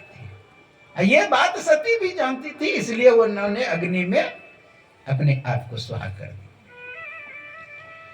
उसके सदा के साथ रहने, इसलिए तुम चिंता मत करो। राजी किए। उसके बाद बाराती का स्वागत के लिए आगे बढ़े। जो सराती पार्टी थे, जब खाने के लिए लाइन में लगे ना दूत भूत, अब गजब उसका है क्या, जब बैठे तो देखता है कि पेट आगे है और सर पीछे, अब किधर पत्तल बिछाएंगे। हम तो उसको बड़ा समस्या आ गया, अब किसी को मुख ही नहीं है, अब बैठा हुआ है खाली पेट लेकर के। अब सराती पार्टी को इतना परेशानी, बहुत सुंदर है। एक बार इस जगह एक भजन बहुत सुंदर गाते हैं। कहने का भाव, भगवान शिव का श्रृंगार हुआ, नियम से विवाह हुआ, उतना मैं व्याख्या नहीं, आगे बहुत सुंदर चरित्र है उनका मैं वर्णन करूंगा। भगवान शिव का विवाह हुआ। आप जानते हैं, पूजे हूँ शंभु भवानी, सुर अनादि जिया जानी। किसको? गणेश जी का पूजा किया। आप कहेंगे कि अभी विवाह भी नहीं हुआ, गणेश अनादि देवता है। पूजे हूँ शंभु भवानी, शिव भगवान स्वयं पूज रहे हैं उसको। गणपति ही पूजे हैं शंभु, गणपति को पूजते हैं, और वो अनादि देवता है। वक्रतुंड महाकाय, इसलिए नियम से विवाह हुआ, अपने स्थान पे गए। इधर आगे आप लोग जानते हैं, ब्रह्मा जी के पुत्र मनु और शत्रुपा हैं। उनके 5 संतानें हुई है, देवहूति, आकुति, परसुति, 3 पुत्री, उत्तानपाद, प्रिय, 2 पुत्र हुए हैं। तो यहाँ पर कहते हैं सुखदेव आचार्य से राजा परीक्षित, हे प्रभु, मैंने सुना है कि इसके कुल में एक बहुत अच्छे भक्त हुए हैं जिसका नाम है ध्रुव। उनके विषय में मैं बहुत सुना हूँ, उसके विषय में थोड़ा विस्तार से हमें बताइए। तो कहते हैं कि उत्तानपाद की 2 पत्नियां थी, जिसका नाम थी सुरुचि और सुनीति। सुरुचि बड़ी थी, सुनीति छोटी थी। ऐसा भी आता है कि सुनीति को पुत्र नहीं हो रहा था, इस कारण से सुरुचि को विवाह किया, सुरुचि के साथ विवाह हुआ। और जब सुरुचि के साथ विवाह हुआ, सुरुचि अपना चाल दिखाना प्रारंभ की। ठीक नहीं थी, जो अच्छी रुचि में मन लगावे, अच्छे खाना, अच्छे भोजन, अच्छा पहनना, यही सब में विशेष मन लगावे, वो है सुरुचि। और सुनीति जो अच्छी नीति पर चले, जो सिस्टम, तंत्र, व्यवस्था है स्त्रियों के लिए, उस सिस्टम में चले, वह है सुनीति। तो लेकिन वह अच्छा नहीं लगे सुरुचि को, कहा कि मैं रहूंगी या सुनीति रहेगी। जानते हैं, सुनीति को बाहर कर दिए घर से, राजमहल से, कहीं जाके कुटिया बना के रहने लगे, बाहर में, कहीं गांव के बाहर। जब बाहर रहने लगी, इधर सुनीति अंदर में रहने लगी। एक दिन की बात है, संयोग से एक महात्मा आए और उसने आशीर्वाद दिया, पुत्रवती भव। कहा महाराज मुझे पुत्र नहीं, कहा कि इसका मतलब जब आशीर्वाद मिला है तो होगा। एक दिन शिकार खेलने के लिए उत्तानपाद जंगल में गए, रात रुक गए सुनीति के पास। संयोग से देखिए पुत्र का जन्म हुआ जिसका नाम ध्रुव पड़ा। उधर सुरुचि को भी एक पुत्र हुआ जिसका नाम उत्तम। एक दिन खेलते हुए ध्रुव राजमहल में चले गए और मां बोली थी कि पिताजी तुम्हारा हुआ है। पिताजी के गोद में बैठने के लिए दौड़ पड़े। बगल में बैठी थी सुरुचि, बांह पकड़ लिए ध्रुव का, जोर से पटक दिए। कहा तपसा राध्य पुरुषम तस्य वानो ग्रहण में गढ़वे ताम साधि आत्मानम यदि इच्छा निर्पासन। अरे मूर्ख बालक, अगर तुम राजा के गोद में बैठना चाहते हैं जाके तपस्या कर पहले। तपसा राध्य पुरुषम यानी परमात्मा की तपस्या करो। तस्य अनुग्रहण में, अगर वह अनुग्रह करने के लिए प्रकट हो जाए, आशीर्वाद देने के लिए प्रकट हो जाए, तुम्हारी क्या मुराद है मैं आवाज कर दूंगा, आशीर्वाद देने के लिए प्रकट हो जाए, तो यही मांग करना कि मैं अगर जन्म लूं तो सुरुचि के गर्भ से, गर्भे त्वाम साध्यात्मान, यदि इच्छा निर्पाल, अगर राजा के गोद में बैठना है। क्षत्रिय बालक था, होठ कांपने लगा, अंदर में जहर भरा शब्द जो सुना ना, अंदर व्याकुल हो गया। होठ कांपता हुआ अपनी मां के पास गए, अर्थात सुनीति के पास। मां, मेरी जो मां है वह सुरुचि, उसने ऐसा बात कह दी। कहा पुत्र ठीक ही तो कहा, कोई ऐसी मां नहीं होती जो अपने पुत्रों को कहता है तपस्या करो। तुम्हारी मां तो भाग्य वाली है जो कह रहे कि तपस्या करो, भजन करो भगवान को, ऐसे कि गोद में बैठो जो कभी उतार ही ना पाए। एक दूसरा शब्द का कौन, सभी की मां लक्ष्मण की मां नहीं होती है। लक्ष्मण की मां क्या कहती है, पुत्रवती जुवती जग सोई, रघुपति भक्ति जास सुत होई, ना तर बांझ बल बादी बियानी, राम विमुख सुतते हित नाई। लक्ष्मण की मां, जब लक्ष्मण पूछने के लिए गए कि मैं भैया के साथ जा रहा हूं वन, कहा मुझसे पूछने के लिए तुम क्यों आए, वही तुम्हारे माता पिता, तमेव माता च पिता तमेव बंधुश्च सखा, वही तुम्हारे माता पिता थे, मुझसे पूछने के लिए क्यों आए। अगर पूछने के लिए आए हो तो मेरा आदेश है कि स्वप्न में भी उसे दुख ना हो, स्वप्न में भी दुख ना हो। और उपदेश दिया कि पुत्रवती स्त्री वही है जो अपने पुत्र को भगवान के भक्ति में लगाता है, भजन में लगाता है, भगवान से अनुराग कराता है। ऐसे पुत्र को अगर नहीं जन्म देते हैं तो ना तरो बांझ, इससे अच्छा बांझ ही रहना ठीक है। सभी की मां मदालसा नहीं हो जाती। मदालसा पुत्र जब जन्म लेता था उसको कहता शुद्धोसी बुद्धोसी निरंजनोसी, संसार माया परवर्जितोसी। तुम शुद्ध हो, तुम बुद्ध हो, ये संसार माया, इसे त्यागो, भगवान का भजन करो। सबको महात्मा बना देते थे। सबकी मां मदालसा नहीं होती है। आज तुम्हारी मां कह रही है तपसा राज्य पुरुषम, तुम जाके तपस्या करो, अहोभाग्य है। अब जब अपनी मां सुनीति से यह बात सुनी, अंदर में दृढ़ कर लिया कि मैं भगवान का भजन करूंगा। कहा मैया भगवान कहाँ मिले, कहा वो जंगल में रहते हैं। रात में क्या किए, भगवान विष्णु का मूर्ति था, वहां जाके प्रार्थना की कि मेरी माँ अकेली है, आप इसे संभाल। उसी समय जंगल की ओर निकल पड़े। थोड़ा राजसी पोशाक भी था शरीर पर। एक चोर का गिरोह था। उस दिन कोई चीज मिला नहीं था चोरी करने के लिए, किसी को छीनने के लिए, यही बालक जा रहा था। आगे आ गया सब।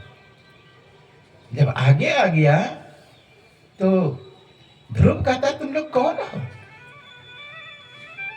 और यहाँ क्या कर रहे हो? कहा बालक पहले तुम बता, तुम यहाँ क्या कर रहे हो? कहा मैं भगवान विष्णु को खोजने जा रहा हूं। मेरी माँ बोली जंगल में रहते हैं। आप लोग देखे होंगे, आप तो जंगल में रहते। कहा मैं देखा हूं। कहा चलिए तब हमको पहुंचा दीजिए उसके पास। कहा पहुंचा देंगे, पहले ये वस्त्र उतारो और ये गहना उतारो सोना चांदी का जो है, तब हम बता दें। कहा इसका मुझे कोई कम नहीं, सब निकाल के दे दिया। अब सोचता है कि लगता है ये राजा का लड़का, एक ना एक दिन राजा को पता लग जाए, जाके कह देगा और मुझे पकड़ लेगा, इसलिए इस बच्चे को मारने में फायदा है। कहा चलो पहुंचा देते हैं। टांग हाथ पकड़ लिए, पहाड़ पर से जाके फेंक दिए। जब फेंक दिए पहाड़ पर से, मैया लक्ष्मी को सामने आ करके हाथ में गोद में ले लिए। गोद में लेके नीचे उतरे, बेहोश हो गया। फिर होश में आया, देखता है कि माँ के गोद में है। कहा तुम कौन हो? कहा मेरा नाम लक्ष्मी प्रिया है, विष्णु प्रिया, विष्णु प्रिया। कहा विष्णु प्रिया अर्थात विष्णु की प्रिया? अरे नाम रहने से विष्णु प्रिया थोड़े विष्णु की प्रिया प्रिया हो जाती। कहा कि तो विष्णु का पता होगा? कहा नहीं। कहा तुम इतना जंगल में क्या कर रहे हो इतने बड़े रात में? तो कहते हैं कि मैं भगवान विष्णु को खोजने जा रहा हूं, जब तक मिलेगा मैं लौटूंगा नहीं। कहा नहीं, अभी तक तुम्हारा खेलने कूदने का समय है, खाने पीने का समय है। कहा माँ ऐसी बात बोल दी। कहा कि छोटी छोटी बातों का ध्यान नहीं देते हैं बच्चे, इसलिए लौट के चली जाओ। कहा नहीं, जब तक भगवान विष्णु से मिलेंगे नहीं तब तक जाएंगे नहीं। अब बाल हट आप जानते हैं, नामी होता है बाल हट। बाजार आप ले जाएंगे, ये चीज चाहिए तो चाहिए, बाल हट। नहीं मैं जाऊंगा। बस फिर आगे की ओर बढ़ गया। आगे की ओर जब बढ़ा तो देखता है नारद बाबा ऊपर से जा रहे थे। देख लिया ये अकेले जा रहे, कहा पकिया चेला बनेगा ये मेरा। उसी समय उतरा। कहा रे बालक तुम कहाँ जा रहे हो? कहा मैं भगवान विष्णु से मिलने जा रहा हूँ। कहा रे जंगल में बाघ भालू चीते अनेक हिंसक जानवर रहते हैं, यहाँ तक कि बिच्छू डंक मारते हैं तो बहुत दर्द होता है, सांप मिलता है, अनेक जानवर पशु पक्षी मिलते हैं, इसलिए तुम मत जाओ जंगल। और वर्णन करते हैं बिच्छू का डंक इतना होता है कि तड़पाता है वह। मैं देखा हूं बिच्छू का डंक मारा, इतना तड़पता है न। ऋषिकेश में मैं रहता था, एक वीरेंद्रानंद सरस्वती महात्मा थे, उसके पास रुद्री में पढ़ रहा था। तो उसको वो गए गंगा किनारे रात में, और लकड़ी रखा हुआ था, उसी के अंदर से निकला बिच्छू, डंक मारा। अब इतना तरपे, 5 आदमी पकड़े तो यो सबको गिरा दे, पकड़ के गाड़ी पर रखे, गिर जाए नीचे। ये हाल तरफ। कहा कि अरे मुझे 4 बार डंक मार चुका है। एक सुई होता, वो सुई देता था, 1 घंटा रहता था, फिर उसी तरह करे। बिच्छू तड़पाता है। तो कहने का भाव कि बहुत दुख होता है जंगल में, इसलिए तुम मत जाओ। कहा कोई आता है मुझे रोकता है, कोई कहता है घर लौट के, मैं जाऊंगा नहीं जब तक भगवान विष्णु को प्राप्त नहीं करूंगा। तो कहा तुम्हें पता है वो कैसे मिलते हैं? कहा नहीं पता है। कहा मैं बता देता हूं। उसी समय मंत्र देते हैं। कहा तुम उत्तर मुख घूम करके खड़े हो जाओ, जहां एकांत मिले, मनोरम जगह मिले, वहां पर तुम बैठ करके जप करना, तो भगवान दर्शन देंगे। मंत्र दे दिया। हम लोग भी थोड़ा देर, ओम नमो भगवते वासुदेवाय, ओम नमो भगवते वासुदेवाय, ओम नमो भगवते वासुदेवाय, वासुदेवाय बोलो नंद नंदनाय, वासुदेवाय बोलो नंद वासुदेवाय बोलो नंद नंद माया वासुदेवाय बोलो नंद नंद माया ओम नमो भगवते वासुदेवाय ओम नमो भगवते वासुदेवाय ओम नमो भगवते वासुदेवाय ओम नमो भगवते वासुदेवाय ओम नमो भगवते वासुदेवाय ओम नमो भगवते वासुदेवाय भगवान की जय। उत्तर मुख घूम करके खड़े हो गए और चल दिए। एक बहुत सुंदर मनोरम जगह मिला। वृक्ष की छाया थी, बगल में नदी था, झरना था, बहुत सुंदर मनोरम जगह। वहां पर बैठ गए। मनोरमे सुचो देशे मठम कृत्वा समाहिता। मन जहां रम जाए बैठ गए और भजन करने लगे। ओम नमो भगवते वासुदेव। मैया लक्ष्मी सोचती भूखे कितना रहे, भोजन लेकर के आए। हाँ करे खा लो इसको, तब भजन करना। भूखे भजन ना होई गोपाला, ले लो अपना कंठी माला। भोजन दे दिया। नारद बाबा दूर से देख लिए भोजन कर रहा है। लक्ष्मी मैया को जाने दे, उधर से आए। कहा तुमको भगवान मिलने वाला नहीं है। कहा क्यों? कहा ये भोजन जो तुम कर रहे हो, उसी समय भोजन को फेंक दिए। फिर बैठ गए। ओम नमो भगवते वासुदेवाय ओम नमो भगवते वासुदेवाय जब कर। फिर मैया ऊपर से देखती है कि भोजन फेंक दी। फिर आई, कहा रे कम से कम पानी तो पी लो। पानी पीने लगे उधर से। तब तक फिर नारद आ गए। तुमको मिलने वाला भगवान कौन है? कहा कि वो पानी जो पी रहे हो, पानी भी फेंक दिए। कहा कि जब तक मिलेगा नहीं भगवान तब तक हम जाएंगे नहीं। बैठ करके जप करने लगे। जप करते करते सांस ले रहे थे, सांस को भी लेना बंद करा दिया। पत्तियां खा रहे थे, पत्तियां खाना बंद करा दिया। फल खा रहे थे, फल खाना बंद, सब चीज बंद कराते करते सांस को रोक लिया और एक पैर पे खड़ा होकर के तप करने लगे। सांस को ज्यों ही रोके पूरे सृष्टि की गति ही रुक गया। सब भागे भागे भगवान के पास गया। प्रभु ये क्या हो रहा है? झरना चल रहे तो झरना रुक गए, सिंह का गति तड़पना रुक गया, पूरे सृष्टि की गति ही रुक गई। सब भागे भागे भगवान के पास गए। भगवान क्या करे? छोटा बालक एक तप कर रहा है, मैं जा रहा हूं उसके पास। तो भगवान गए। ये तो आंख बंद करके अंदर में भगवान की झांकी का दर्शन कर जो कर रहे थे। क्या हुआ? अंदर से झांकी को खींच लिए भगवान। जैसे मछली पानी के बिना तड़पने लगता है, उसी तरह तड़पड़ा करके उठे। देखते हैं कि भगवान है, लेकिन है किस पे? गरुड़ पे है। गरुड़ पे है तो अब कैसे प्रणाम करेंगे? तो भगवान का जो गरुड़ था, पैर जो था वो चक्का का काम करता है। चक्के को पकड़ के लटक गए ध्रुव। फिर भगवान नीचे आए, फिर प्रणाम किए, आशीर्वाद दिए कि तुम्हें क्या चाहिए। अब इतना हृदय शुद्ध और पवित्र हो गया था। कहा मुझे आपको छोड़ के कुछ नहीं चाहिए, आपकी मुझे भक्ति चाहिए। फिर ध्रुव लोक प्रदान किया। भगवान चले गए। फिर सोचते हैं कि भगवान का ने स्तुति किए, ने प्रार्थना की, भगवान कैसे अपना बिना पूजाए भाग गए। फिर भगवान को स्मरण किए, ओम नमो भगवते। फिर भगवान आए। भगवान जब आए तो सोचा कि नीचे उतारो, उस पर से रथ पर या जो कहिए गरुड़ पर थे उसे नीचे उतारे। पूजा करने का प्रयास किए, प्रणाम करने लगे। प्रणाम कर उसी समय उधर से नारद आ गए। तो भगवान कहते नहीं नहीं, नारद को प्रणाम करो, तुम्हारा गुरु है ना। दौड़ के गए नारद को प्रणाम कर, भगवान को छोड़कर। नारद कहते नहीं नहीं, भगवान को जाके करो। और भगवान को जा रहे प्रणाम करो। फिर वो भगवान करे नहीं ना, नारद को प्रणाम करो। अब तो दोनों तरफ से परेशान ध्रुव। तो कहते भगवान को कि भगवान आपका बात नहीं मानेंगे। कहा क्यों? कहा इसलिए नहीं मन, मैं जंगल में जब भटक रहा था तो भेद बताए थे गुरु, गुरु गोविंद दो करे। काको लागू पांव बलिहारी गुरु आपकी जिन गोविंद होगा।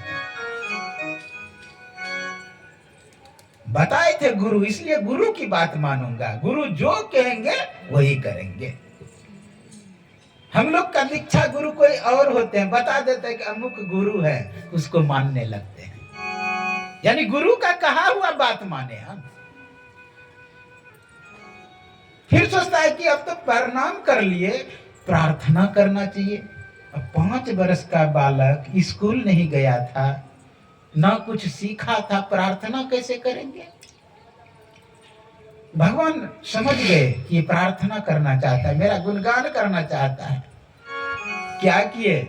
शंख गाल में छुओ दिए। ज्यों ही छुआए ना, अरे ओम गणनान्त्वा गणपति गुम हवामहे प्रियनान्त्वा प्रियपति गुम हवामहे निधिनान्त्वा निधिपति गुम। इस तरह प्रार्थना करने लगे वेदोक्त मंत्र से। अब विचार करिए, वेदोक्त मंत्र से ये हुआ क्या चमत्कार। हम लोग भी अंदर साधना करेंगे तो अपना काम बनेगा। एक आप भजन सुने, बोले श्री सद्गुरु महाराज की जय। सतगुरु सतगुरु परम पुराना, महिमाय करके होते जाना। सतगुरु परम पुराना, महिमाय करके होते जाना।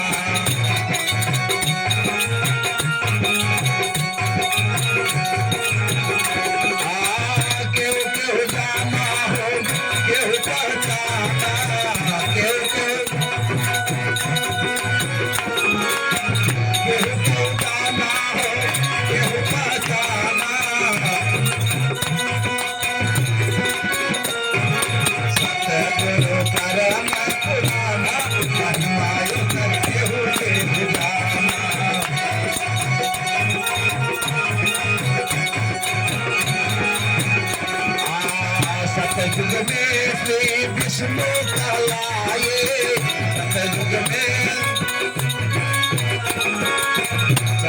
में हरि विष्णु का लाए। दुर्गा को मिलाप बजाना, महिमायो करके होके जाना। प्रहलाद को मिलाप बजाना, महिमायो करके होके जाना।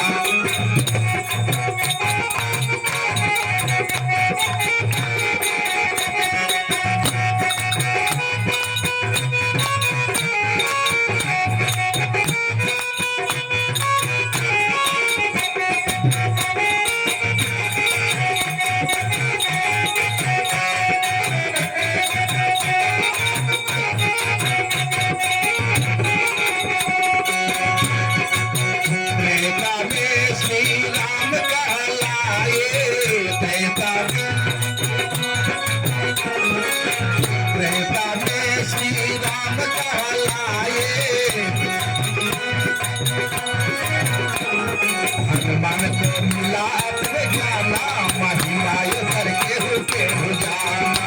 हनुमान को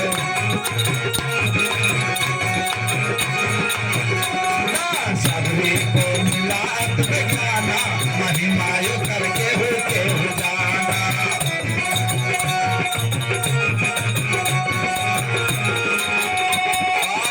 केहू के जाना हो, केहू पहचाना।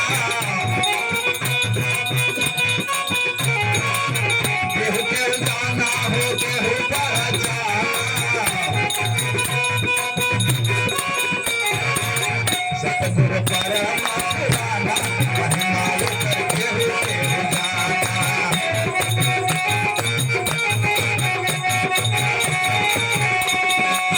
द्वापर में श्री कृष्ण कहलाए, द्वापर में श्री कृष्ण कहलाए। अर्जुन को मिलाप में जाना, महिमाय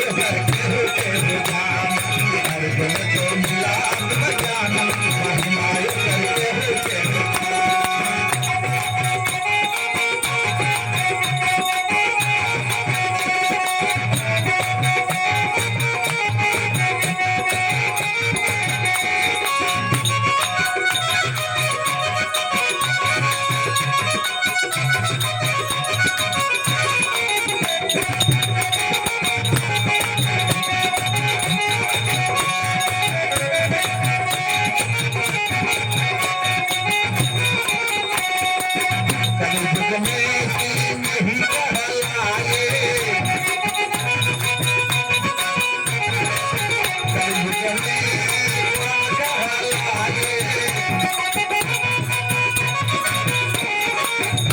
तो मिला खाना महिमा केहू केहू जाना।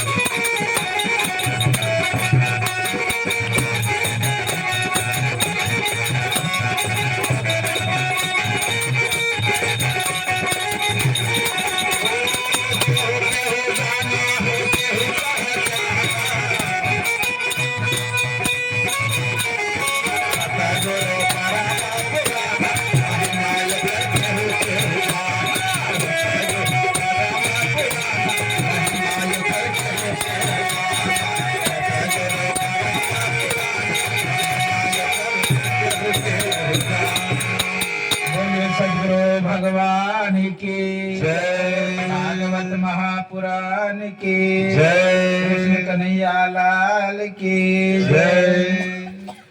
ध्रुव विदुक्त मंत्र से उच्चारण करने लगे। कपोल में छुआने का मतलब शंख को जो छुआए, कपोल कपाल भी होता है। इस कपाल में त्रिकुटी है, दोनों भुवों के बीच में, उसमें साधना में अगर पहुंच जाता है सभी ज्ञान हो जाता है। इसलिए ध्रुव पर भगवान कृपा किए। आप लोग सुने, मूकम करोति वाचालम पंगुम लंघयते गिरिम यत कृपा तामहम वंदे परमानंद माधवम। कहा यदि भगवान का कृपा हो जाए तो गूंगा भी बकबक बोलने लगे और लंगड़ा भी पहाड़ को लांग जाए। यत कृपा, अगर कृपा हो जाए। आप लोग सुने होंगे, सदगुरु मेहरबान तो गधा पहलवान, अर्थात वह शक्ति, सामर्थ्य, योग्यता, क्षमता उसमें भर देता है जो कोई भी कार्य कर सकते हैं। एक बार की बात है, काशी में कबीर साहब निवास कर रहे थे। काशी में जब निवास करते थे तो अनेक लोग उससे प्रभावित हुए, उनका पूजा करने लगा, सम्मान करने लगा। इस पूजा सम्मान को देख करके वहां का जो पंडित थे उससे जलने लगे, ईर्ष्या करने लगे।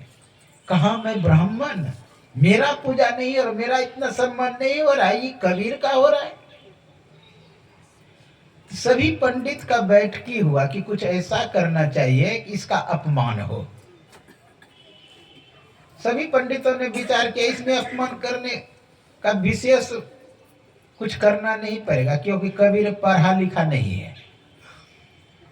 तो कुछ भंडारा का आयोजन रखिए और उसमें शर्त रख दीजिए कि भंडारा वही खाएगा, पंडाल में वही प्रवेश करेगा जो वेद मंत्र सुनाएगा। कहा ठीक है, ऐसा ही भंडारा का आयोजन रखा। ब्राह्मणों ने सबको निमंत्रण दिया, कबीर साहब को भी निमंत्रण दिया। कबीर साहब भैंसा पर बैठ करके गया भंडारा खाने के लिए। पहले भैंसा चलता, भैंसा पर लोग बैठता था, तो भैंसा पर चढ़ करके गया भंडारा खाने के लिए। जब गया, जहाँ द्वार था, द्वारपाल लगा हुआ था, उसने उसको रोक दिया। कहा भाई मैं भी आमंत्रित हूँ, मुझे क्यों तुम रोक रहे हो? देखो मेरे पास पत्र है। कहा वो तो ठीक है, लेकिन इस पंडाल में प्रवेश का एक शर्त है। कहा क्या शर्त? का जो वेद मंत्र सुनाएगा वही पंडाल में प्रवेश करेगा। अब पंडित सब आ रहा है, वेद मंत्र सुना करके अंदर जा रहा है, ये गेट पर खड़ा है, अपमानित महसूस कर रहा है। तब कहता है कि अच्छा जो वेद मंत्र सुनाएगा उसे जाने दोगे? कहा कि हाँ शर्त तो यही है। नीचे उतर गया कबीर साहब भैंसा पर से। अब भैंसा को ऐसा हाथ मारा, हरि ओम सहस्रखा पुरुखा सहस्राक्ष सहस्रपात भूमि गुम, इस तरह पढ़ते हुए जो दौड़ा बीच में सब पंडित भागा। पंडित का पंडित सटक, ये हुआ सदगुरु मेहरबान तो गधा भी पालना। यानी यदि कृपा हो जाए कुछ भी हो सकता है। यहाँ पर भगवान कपोल में छुआ करके उसके अंदर कृपा भर दिया। कबीर साहब कहते त्रिकुटी महल में विद्या सारा, घनहर गरजे बाजे नगारा। यानी अंदर में सब ज्ञान है आपके अंदर, आप नहीं भी पढ़ेंगे फिर भी हो जाएगा। कबीर साहब पढ़े लिखे नहीं थे, उसके पास एक सर्वाजीत नाम का व्यक्ति आया जो सभी शास्त्रों में निपुण था। वो अपनी माँ के पास गए, सर्वाजीत, माँ मुझे सर्वाजीत को हो। कहा कि क्यों? कहा कि मैं सबको जीत लिया। अब वो थी कबीर साहब की शिष्या, तो कहते हैं कि कबीर साहब को जीत के आए हो? कहा कि वो तो पढ़ा लिखा नहीं है, उसके पास कैसे जाएंगे शास्त्र? कहा कि पढ़े लिखे को तो तुम हरा दिया, जो पढ़े लिखे नहीं उसको तुम हरा करके आओ, तब मानेंगे। माँ के कहने पर पोथी पत्रा सब लाद लिया बैल पर, चले कबीर साहब से शास्त्रार्थ करने के लिए। जा रहे थे, गांव के बाहर ही कुछ पनिहारनी पानी भर रही थी, तो उससे पूछते कबीर का घर कहाँ है? तो वह पनिहारनी कहती कबीर का घर शिखर पर, जहां सिलहली गैल, पाँव न टीके पिपिल का पंडित लादे बैल। कबीर का घर उस शिखर पर है जहां चींटी का भी पैर नहीं टिकता है। ये पंडित पोथी पत्रा लेकर के कहाँ जा रहे शास्त्रार्थ करने के लिए? आधा तो हार वहीं पर हो गया उसका। फिर भी व्यवहारिक तौर पे कह दिया कि अमुक जगह पर है। वहां पर कबीर बैठा, कबीर का पेशा था चादर बनाना, हाथ में सुई थी।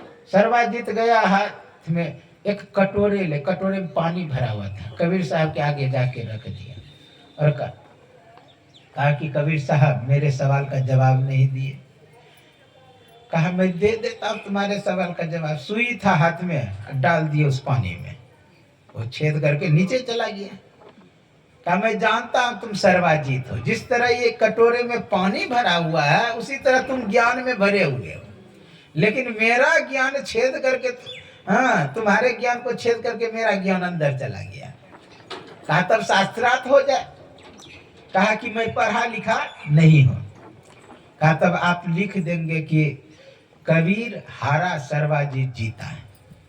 कहा मैं लिखना ही नहीं जानता, कागज कलम छुइयो नहीं। कहा तब अंगूठे का आप निशान लगा देंगे। कहाँ लगा दूंगा? उसने लिख लिया कबीर हारा सर्वाजीत जीता, अंगूठे का निशान ले लिए। आके कहा माँ से, माँ मुझे सर्वाजीत को। कह जीत के आए हो? कहा जीत लिया कबीर को। कहा कुछ प्रमाण? कहा लो, दिया तो उसमें लिखा कबीर जीता सर्वाजीत हारा। कचहरी इसमें तो लिखा हुआ कबीर जीता सर्वाजीत हारा। कहा माँ मैं ही लिखा हूं, लगता है गलती लिखा गया, फिर से मैं जा रहा हूं। फिर गया उसके पास, जब फिर गए फिर लिखे कबीर हारा सर्वाजीत जीता और अंगूठे का निशान ले लिया। फिर आए माँ के पास दिखाते, फिर लिखा हुआ कबीर जीता सर्वाजीत हारा। फिर गए अन प्रकार, चौथा बार गए और जाके दंडवत किए कबीर साहब को कि यह ज्ञान आपने कहाँ से लाया? कहा मैं मर्जीवा समुद्र की डुबकी मारी एक, मुट्ठी लाया ज्ञान की जामे वस्तु अनेक। कहा मैं समुद्र में डुबकी लगाया और ज्ञान का भंडार लाया। सोचता है सर्वाजीत, लगता है झगड़ा जो हुआ, सोचता है समुद्र में डुबो को मार दें हम इसको। सर्वाजीत कहते हैं कि कबीर साहब समुद्र में लोग डूबने के बाद मरेंगे कि वो ज्ञान लाएंगे? कहा कि तुमने समझा नहीं, कबीर काया समुद्र है, था न पावे कोई, मृतक होके जो रहे मानिक लावे सोए। ये कबीर का शरीर जो है यही समुद्र है, या आपका जो शरीर है वह समुद्र है, इसमें जो डुबकी लगाता है वह ज्ञान का भंडार लाता है। देहस्था सर्वविद्याश्च, देहस्था सर्वदेवता, देहस्था सर्व तीर्थानि गुरुवाक्यं लभ्यते। देह में सभी विद्याएं हैं। स्वामी विवेकानंद ने विदेश में कहा मनुष्य का जो मस्तिष्क है ना, यह अछोर पुस्तकालय है। अछोर पुस्तकालय, छोर नहीं। इसलिए अंदर के ज्ञान को जागृत कर दिए भगवान और वेदोक्त वाणी से उच्चारण कर ले। अंदर में साधना करेंगे तो प्राण की गति भी रुक जाएगी। द्वादश अंगुल पर्यंते नासाग्रे विवलम बड़े संविद प्रसम्यात प्राण स्पंदन निरुध्यते। द्वादश अंगुल स्वच्छ आकाश में अगर मन स्थिर हो जाएगा तो प्राण की गति रुक जाएगी, जिस तरह ध्रुव का रुका। इसलिए हम लोग भी उस साधना को जाने तो अपना परम कल्याण होगा। ध्रुव को अपने विमान पे बैठा के भगवान ले जाके उनके घर के पास उतार दिए। अपनी माँ से मिलने नहीं जाते हैं, सुनीति से मिलने नहीं जाते। किसके पास जाते हैं?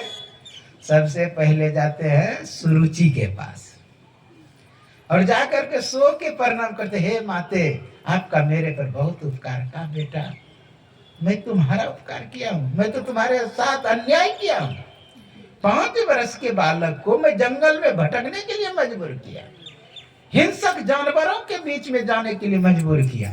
कहा नहीं माँ, अगर आप नहीं होते तो आज भगवान का दर्शन मुझे नहीं होता। सात्विक विचार पैदा। और वही सुरुचि फिर सुनीति के पास लेकर के गए। और उस समय उसके पिताजी सुनीति के पास थे, क्योंकि उसको त्याग दिए थे। जब ध्रुव निकल गया था ना, उसी समय उत्तानपाद सुरुचि को त्याग दिए थे। कहा मैं एक अच्छी खबर लाई। कहा तुम अच्छी खबर लाएगी? तुम तो डाइन है। इस तरह प्रयोग किए सब। कहा नहीं, मैं जिंदगी में कभी अच्छा काम नहीं, आज एक अच्छा काम। बस ध्रुव को निकाल करके आगे कर देते हैं, हृदय से लगा लेते हैं मैया। इस तरह कुछ दिन राज्य करने लगे। मैं विशेष व्याख्या न करते हुए राज्य किए बहुत दिन। उसका एक भाई था जिसका नाम उत्तम था, सुरुचि की पुत्र।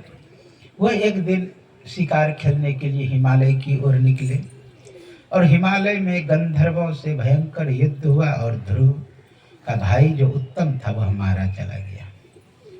संक्षिप्त से कह रहा तो वो मारा चला गया। तो ध्रुव सैनिक को सजा करके और वो गंधर्व लोग पर आक्रमण किया।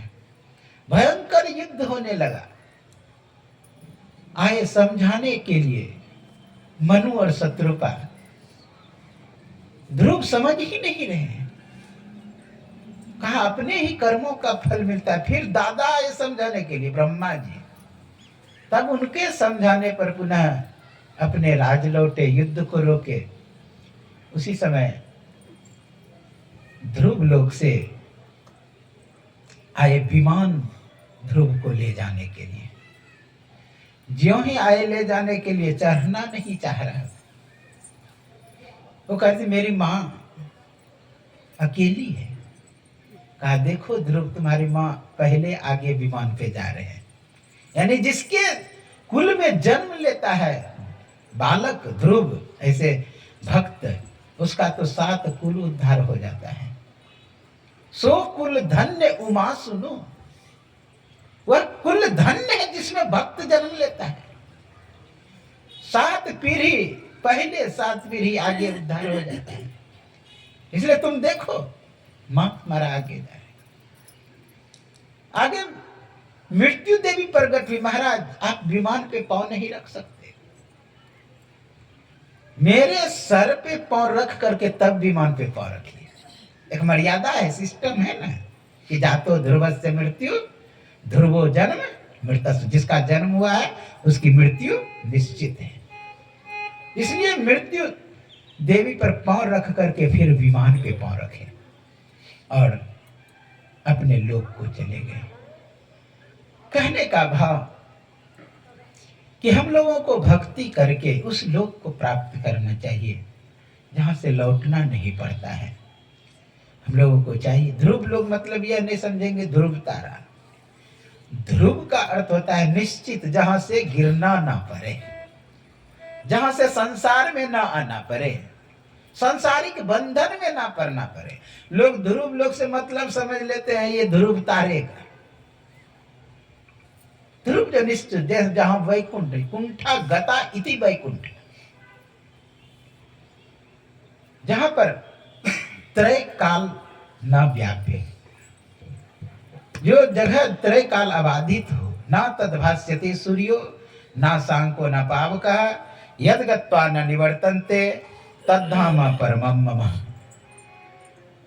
जहां सूर्य प्रकाशित नहीं होता था, ध्वासते सूर्य, उस लोक को प्राप्त कर लेंगे। आगे बहुत सुंदर कथा है पृथु का। इसी के वंश में पृथु हुआ, ध्रुव का वंश में बहुत राजा हुए, उन्मूलक हुए, इसी में पृथु हुए, पुरंजनोपाख्यान प्रचेतागण है। संक्षिप्त से सुना। पृथु राजा बहुत ही धर्मात्मा राजा हुए। पृथ्वी का शासन किया। पृथ्वी का पहले अनाज नहीं होता था, एक समय अकाल पड़ गया था। थोड़ी इसे और 5 मिनट में हम इस प्रसंग को समाप्त करेंगे। तो अकाल पड़ गया था, अन्न नहीं पृथ्वी दे रही थी। तो पृथु राजा दौड़ करके पृथ्वी को पकड़े और उससे का दोहन किया, तो फिर अनाज उत्पन्न होने लगा। इसी के वंश में परचेतागण हुए। परचेतागण में एक हुआ प्राचीन ब्रही नाम का राजा। इसी के वंश में प्राचीन ब्रही का मन कर्मकांड में विशेष लगा हुआ था, पशु बलि देता था। एक दिन नारद बाबा आए और नारद बाबा ने उसे उपदेश किया, कहा भो भो प्रजापते राजान, हे राजा तुम देखो जिस जिस जीव की हत्या किए हो वही देख रहा है तुम्हारा भी हत्या करेंगे वो।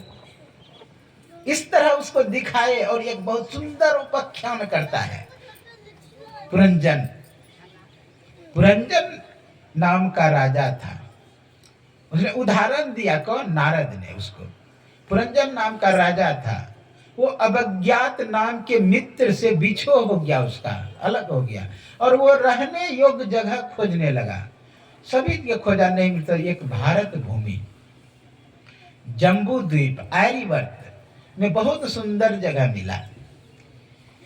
एक महल था, उसका 9 दरवाजे था, उसमें जाकर के वो रहने लगे। उसी में एक पुरंजनी नाम की स्त्री रहती थी, उससे विवाह हुआ। मैं संक्षिप्त से कह रहा, उसका से विवाह हुआ, वहीं पर रहने लगे बहुत आनंद से। आनंद रहने लगे, बाल बच्चे हुए, सब आनंद से रह रहे थे। उसी राज्य पर चंडवेग की चढ़ाई होती है। चंडवेग का 365 सैनिक काले कपड़े में थे और 365 सफेद कपड़े में। धीरे धीरे उस पुरंजन नगर पर शासन कर लिया। कहने का भाव, ये शरीर ही पुरंजन नगर है, इसी में पुरंजन रह रहा है और यह मन के संयोग से मन को संगठित करके इसका उपभोग कर रहा है। अवज्ञात यानी आत्म परमात्मा से बिछो हो गया, अवज्ञता नाम के मित्र से बिछो हो गया। तो अवज्ञा नाम के मित्र से जो बिछो हो गया है, अलग हो गया। हम लोगों को चाहिए, तो वो समझा रहे हैं नारद बाबा कि कोई दूसरा नहीं, यही पुरंजन नगर है। इस पर चंडवेग की चढ़ाई यानी ये दिन और रात 365 ये सैनिक धीरे धीरे इसको क्या कर रहा है? दबा रहा है। आपका उम्र धीरे धीरे छन छन पल पल समय सिरावे, नर्तन दुर्लभ फिर नहीं पावे।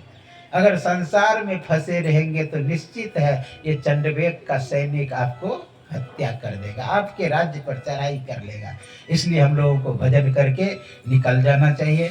आगे प्रियव्रत का चरित्र है, आप लोग कल समय पर आएंगे और कल एक उत्सव भी मनाएंगे, जैसे आप लोग अपने पुत्र को मनाते हैं। आज संत का जन्मोत्सव था, महर्षि संत सेवी परम जी महाराज। पहले संत का हुआ, अब कल भगवंत का होगा। इसलिए आप लोग भी जन्मोत्सव जिस तरह मनाते हैं उस तरह मनाइएगा। आएंगे सभी आप लोग, आमंत्रित है। कार्ड नहीं छपा पाए हैं, हाँ सभी लेकिन आमंत्रित है। जन्मोत्सव में कार्ड नहीं छपाए हैं सब, लेकिन आमंत्रित। आइए हम लोग थोड़ी देर नाम संकीर्तन सुना भगवान का, तत्पश्चात आरती गान करेंगे। ठंडा का समय है। श्री कृष्ण गोविंद हरे मुरारी, हे नाथ नारायण वासुदेवा। कृष्ण गोविंद हरे मुरारी हे नाथ नारायण वासुदेवा श्री कृष्ण गोविंद हरे मुरारी हे नाथ नारायण वासुदेवा श्री कृष्ण गोविंद हरे मुरारी हे नाथ नारायण वासुदेवा हे नाथ नारायण वासुदेवा हे नाथ नारायण वासुदेवा हे नाथ नारायण वासुदेवा हे नाथ नारायण वासुदेवा श्री कृष्ण गोविंद हरे मुरारी हे नाथ नारायण वासुदेवा श्री कृष्ण गोविंद हरे मुरारी हे नाथ नारायण वासुदेवा हे नाथ नारायण वासुदेवा हे नाथ नारायण वासुदेवा हे नाथ नारायण वासुदेवा हे नाथ नारायण वासुदेवा हे नाथ नारायण वासुदेवा हे नाथ नारायण वासुदेवा हे नाथ नारायण वासुदेवा हे नाथ नारायण वासुदेवा श्री कृष्ण गोविंद हरे मुरारी हे नाथ नारायण वासुदेवा श्री कृष्ण गोविंद हरे मुरारी हे नाथ नारायण वासुदेवा हे नाथ नारायण वासुदेवा हे नाथ नारायण वासुदेवा बोलिए सदगुरु भगवान की जय भागवत महापुराण की जय। सदगुरु भगवान की जय प्रियव्रत के वंश में जो सब राजा हुए कल उसका कथा सुनेंगे। ऋषभ देव का अजामिलोपाख्यान, आप वृत्रासुर का वध, यह सब कथा आप लोग धीरे धीरे सुनते हुए आप सप्तम स्कंद में प्रवेश करेंगे। कल ही शाम तक में भगवान का जन्म उत्सव मनाया जाएगा। आप लोग सभी आएंगे। अब हम लोग आरती गान करें। आरती अति पावन पुराण की आरती अति पावन पुराण की धर्म भक्ति विज्ञान ज्ञान के धर्म भक्ति विज्ञान ज्ञान की महापुराण भागवत निर्मल महापुराण भागवत निर्मल सुख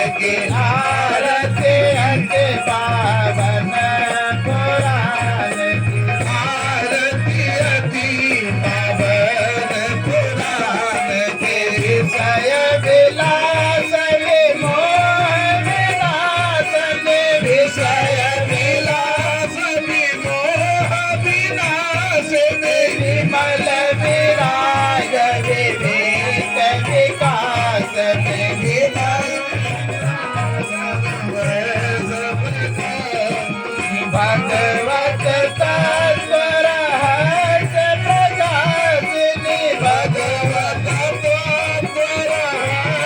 प्रकाशिनी परम ज्योति परमात्म ज्ञान के परम ज्योति परमात्म ज्ञान के आरती अति पावन पुराण की आरती अति पावन पुराण की परमहंस मुनि मन उल्लास में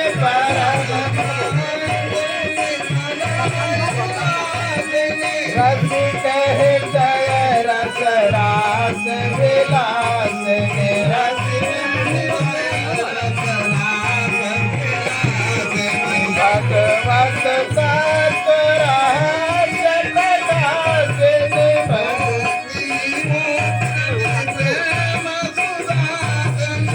भक्ति मुक्ति रति प्रेम सुदासिनी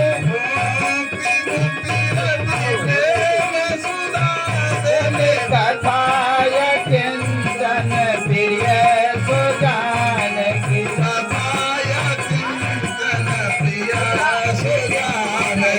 आरती अति पावन पुराण की आरती अति पावन पुराण की आरती अति पावन पुराण आरती अति पावन पुराण की सद्गुरु भगवान की जय। आरती संग सतगुरु के